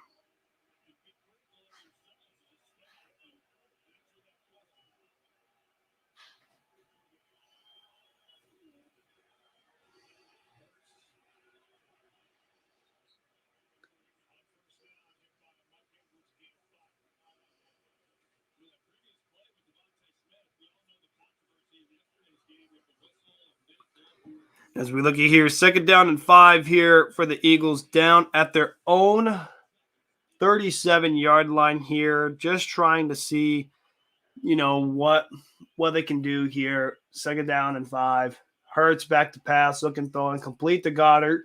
Makes a man miss, gets to about midfield, just past it, and down at the Tampa Bay 46.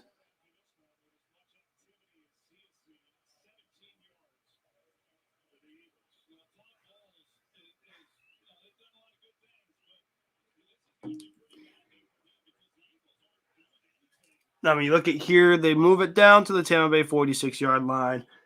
Pass is incomplete there from Jalen Hurts. And just trying to get something here. They try to throw it deep and had walk-ins just by a hair and just overthrew him. Incomplete. And it is 2nd down and 10 here for the Philadelphia Eagles.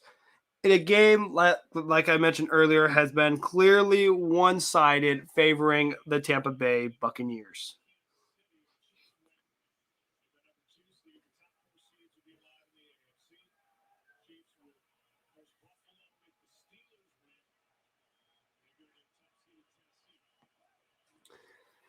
And here we go here. 2nd down and 10 for the Philadelphia Eagles. Play clock down to 3 here. Hurts looking, quick pass, throwing, complete to Devontae Smith. Gains about 4 yards there, and it is 3rd down and 6 here for the Philadelphia Eagles as they are trying to get some sense of pride here going towards the end of this game.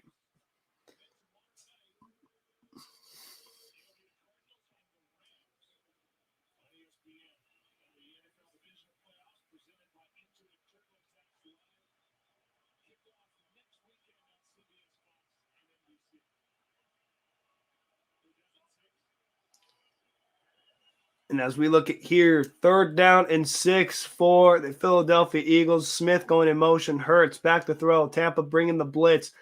And it's complete. And it's a 1st down for the Eagles and more as they get inside Tampa territory down towards the Tampa 22-yard line. Nice 1st down there for the Philadelphia Eagles. And just some sense of momentum here going for this drive. See if they can try and convert and get some more points in this game. And here we got about 5.5 minutes left here in this 4th quarter in this game. We got Hurts looking to pass. He throws, makes a man miss, goes on the run, gains about 7 yards there with that run. It is now 2nd down and 3 for the Eagles.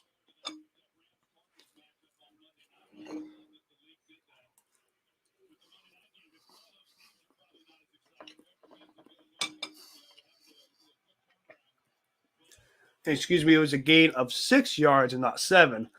As it is 2nd down and 4 here. Hurts back to pass. He looks to throw, end zone, incomplete.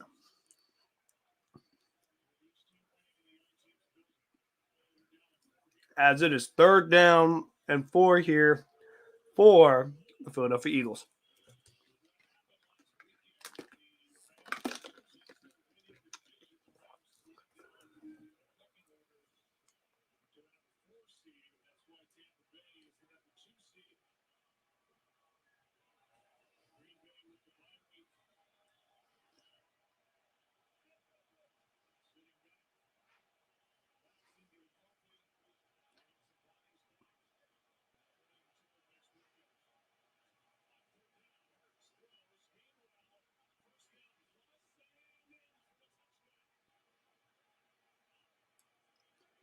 And as we look at here on the 3rd and 3, pass complete from Hurts to Gainwell, and he runs it into the end zone for a touchdown, Philadelphia.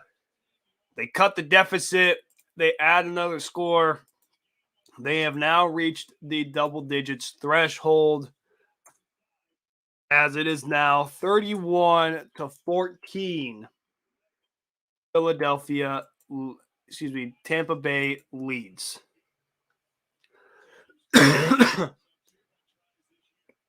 And as you look at here, they are actually going for 2 in this game here.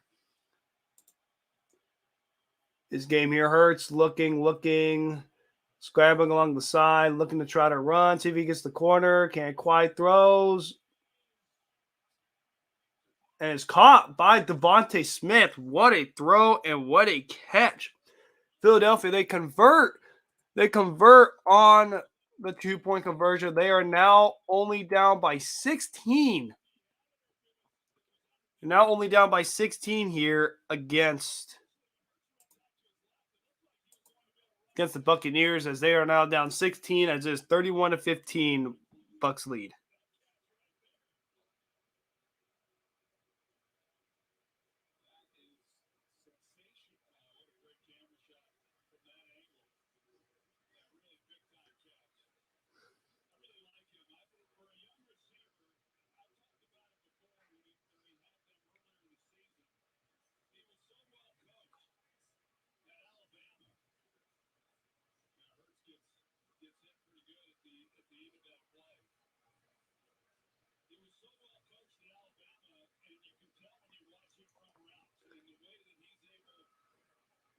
Alrighty, then let me add in. And then, Alec, if you are in here, I sent you an invite to the co-caster role. And then you could join in and just rant about the Philadelphia Eagles.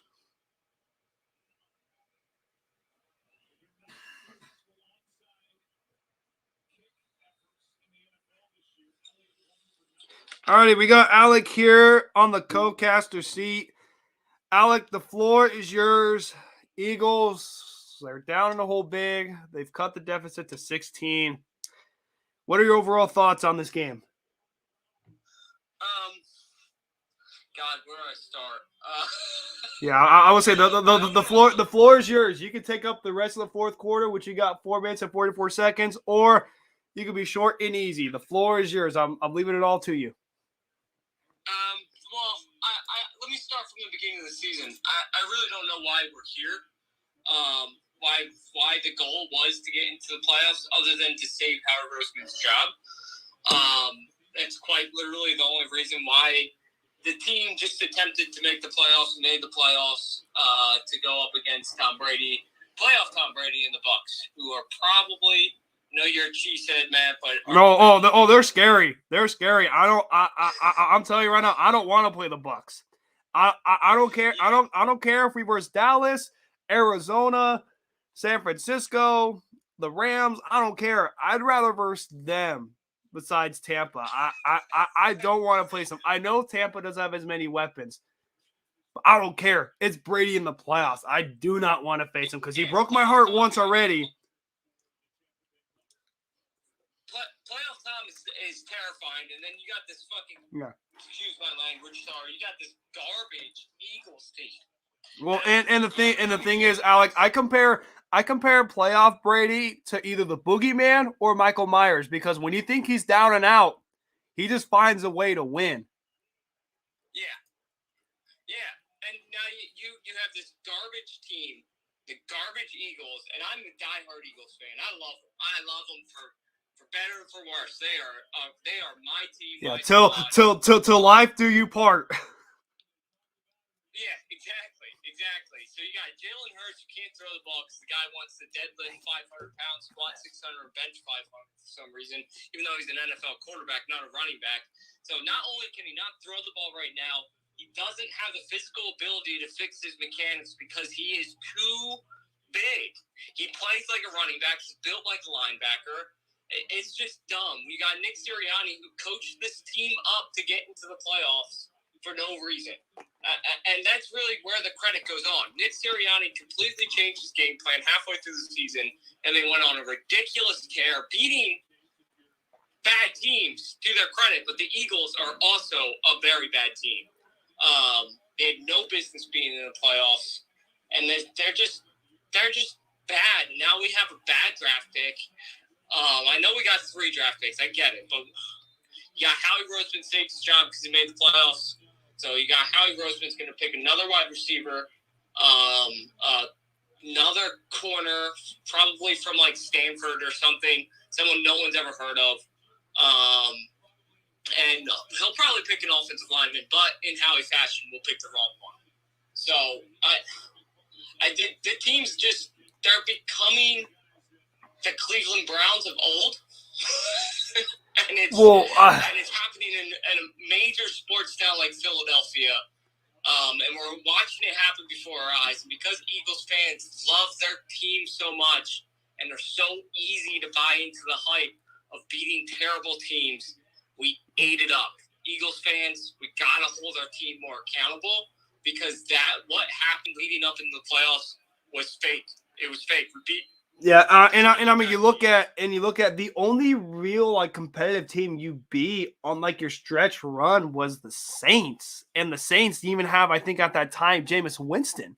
So like you went up against like a Trevor Siemian led New Orleans Saints. Of course you were going to win that game. And what was crazy to me is, how did it take Nick Sirianni half a season to finally decide to run the football?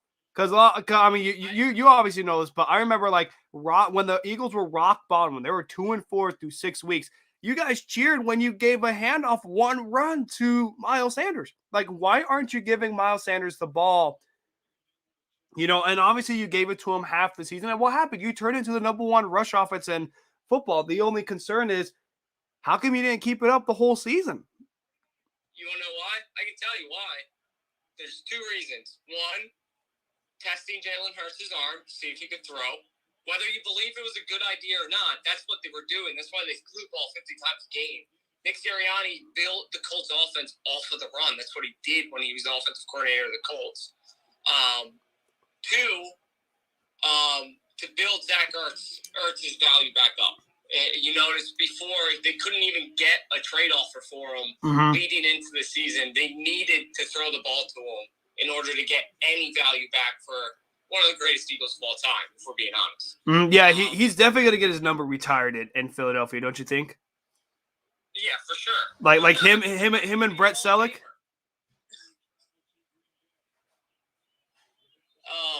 So it's just, the whole year was absolutely ridiculous. I was actually not mad that they weren't running the ball. And the reason being,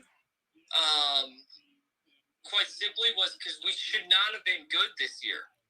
Period. The team should not have been good. We should have been a bad team. We should have been drafting high. But that would have meant the great, legendary, as leaky Howie Roseman needed to save his job. That's what it was. And that's why we're here. That's why we had to watch this garbage game. It's just, it's disappointing. On to the Sixers, I guess, you know? That definitely on to the Philadelphia 76ers. And with that being said, what is, I guess, the future mindset for Philadelphia? I mean, you look at it, you improve your win total from last year, winning only 4 games. This year, you win 9. You make the playoffs. Obviously, like you did get blown out in the playoffs, but you got there. You have 3 first-round picks. If you were Howie Roseman, I've always wanted you to be the Eagles GM. I always say Alec for Eagles GM because I want to see the Eagles succeed. If you were the GM of the Eagles, you have 3 first-round picks. There are 3 high teens picks, I think middle-of-the-pack picks. Who would be kind of like the mindset that you're looking for? Like, what kind of positions would you look for in those draft picks? You got to get a linebacker. And one of the first-round picks has to be linebacker. I've said this over and over again. I've said it for years. Linebacker is the quarterback of the front 7 of your offense. He is calling the plays. He's making changes at the line. He is doing everything at the front 7 before the ball is snapped. Right now, we got Alex Singleton. Alex Singleton is the king of getting tackles after a big game. That's what he does. That's why he gets 100 tackles plus a year, because he lines up in the wrong position and he's out of position every single time and gets a tackle after a big game. You got to go linebacker. You got to go offensive line. And then I don't know what you do with that 3rd pick. Best player available. It doesn't matter who it is. It doesn't matter what the order the picks are really in. You just have to come away with this first round with a linebacker and offensive lineman. And I know that sounds crazy because of our offensive line, the Eagles' offensive line. It's ridiculous when it's healthy, but it's also one of the oldest offensive lines in the league. So they definitely need some replacements. Jason Kelsey's not coming back next year. And then what you got to do is you got to sell high on Hurts. His value is never going to be higher. If you go into the season with him as your starting quarterback, it's just going to plummet his value. And I'll have to say, while you are looking for a quarterback, you're not a believer in Jalen Hurts. Since there are some QBs available, guys like Deshaun Watson or Russell Wilson, would you be willing to give up some of your first-round picks this year to get a quarterback of that level? No. I don't. Here's the thing. We're building. Howie Roseman's been a Band-Aid guy.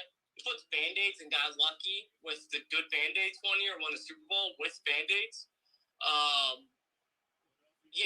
You got to build, and you got to build for the future, and that could mean going into next year. And Eagles fans and NFL fans are going to kill me for this. They're really going to kill me for this. That might mean sell high on Jalen Hurts because you can still get value for him and start the year with Gardner Minshew as your starting quarterback. Yeah, you're going to suck. You're not going to be very good, but you're going to get a high pick and be able to draft. And next year's draft, not this year's, is more of a QB heavy draft. I mean, you look at, I think Bryce Young could be eligible for the draft the following year, and just better QB talent. Because I also think the only best QB this year is either Kenny Pickett or Matt Corral. And I think that's about it. Like, the QB class is very slim. Very slim. It sucks this year. Yeah, I mean, it's really bad. Yeah, and I will say we've been lucky the last couple of years with QB draft class, whether it's Mahomes and Watson and just a bunch of players in one class, and then Allen, Mayfield, Lamar Jackson, and a bunch of QBs in that draft, and then you have it's a lot, a lot of QBs the last couple of drafts. This year is low on the totem pole of the QBs. It kind of reminds me of 2013, where there's guys like EJ Manuel and Geno Smith, just kind of like guys are like okay, like backup, but no like starters. And then like the only best guy available is Kenny Pickett, and I wouldn't think Kenny Pickett would be a starter right away. I think this is a year to where, like you mentioned, get a linebacker, get somebody on the line, and just get anybody besides a quarterback. I can't think of names right now because I don't have my laptop in front of me. So I would say unless you trade Jalen Hurts and get value, and you draft a guy like Gardner Minshew, and then you want to draft a rookie QB, go ahead, draft a rookie QB. But Gardner Minshew QB1, the rookie's QB2, plain and simple. Correct. If you want to go that route, you more than certainly can. Is it a rare route? A route that's out of the blue? Yeah, it's out of the blue, but it's a move Alec the GM would make, and I know the Eagles would be flourishing, in the following years. Correct, and it's all about rebuilding the cap, too. That's what people don't understand about this Eagles team. We're going into this offseason with a lot of cap room, a lot of it, but we do have to re-sign some people, and how we eat up cap room with free agents. So this offseason, I'm not saying punt it away, but this offseason is purely about building. It's not about getting the next, it's not about getting Band-Aids. We're not there. Band-Aids aren't going to win us anything. They're just not. And we've done it for 5 years now, more than that. And you just gotta, don't worry about making big signings. Don't worry about drafting the quarterback. Legitimately build a football team so that we can finally. Yeah, and what's good. And what's good is I think you found your guy in Sirianni. I think Sirianni could be the guy as your head coach. Like I think he could be something.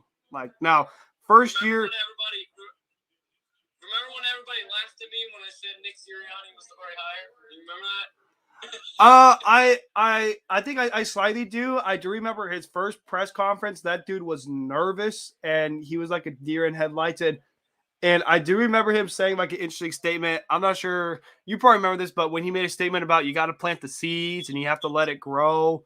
Like I remember making a statement like that, and the Eagles are struggling. I'm just like, what the hell is this guy talking about? Like, why you talking about planting seeds? And I think Eagles fans brought like flowers or something as a reference to that. But I mean, to his point, he's kind of right. Like he put the flowers in place, he planted the seeds, it turned to a playoff appearance, which granted nobody expected, and obviously you got killed by Tampa Bay. But in hindsight, it's kind of a good step for Sirianni and company to say, "Hey, you know what? We made the playoffs, and that's that." But you just hope that Howie Roseman eventually gets fired. And as the final score of this game, we got Tampa Bay beating Philadelphia 31-15. The Eagles season is done.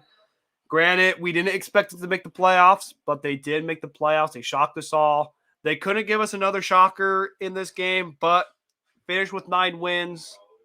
And now we got to hope that them boys will go down against the 49ers. No, they will. It's the Cowboys. The only thing I agree with Stephen A. Smith on is what can go wrong will go wrong. It's the Dallas Cowboys. It definitely will. And with that being said, for the show Primetime with Hoyt and White Cheese, we'll still continue on Colorcast for a little bit, but for the StreamYard, I will be signing off. Thank you guys for tuning in.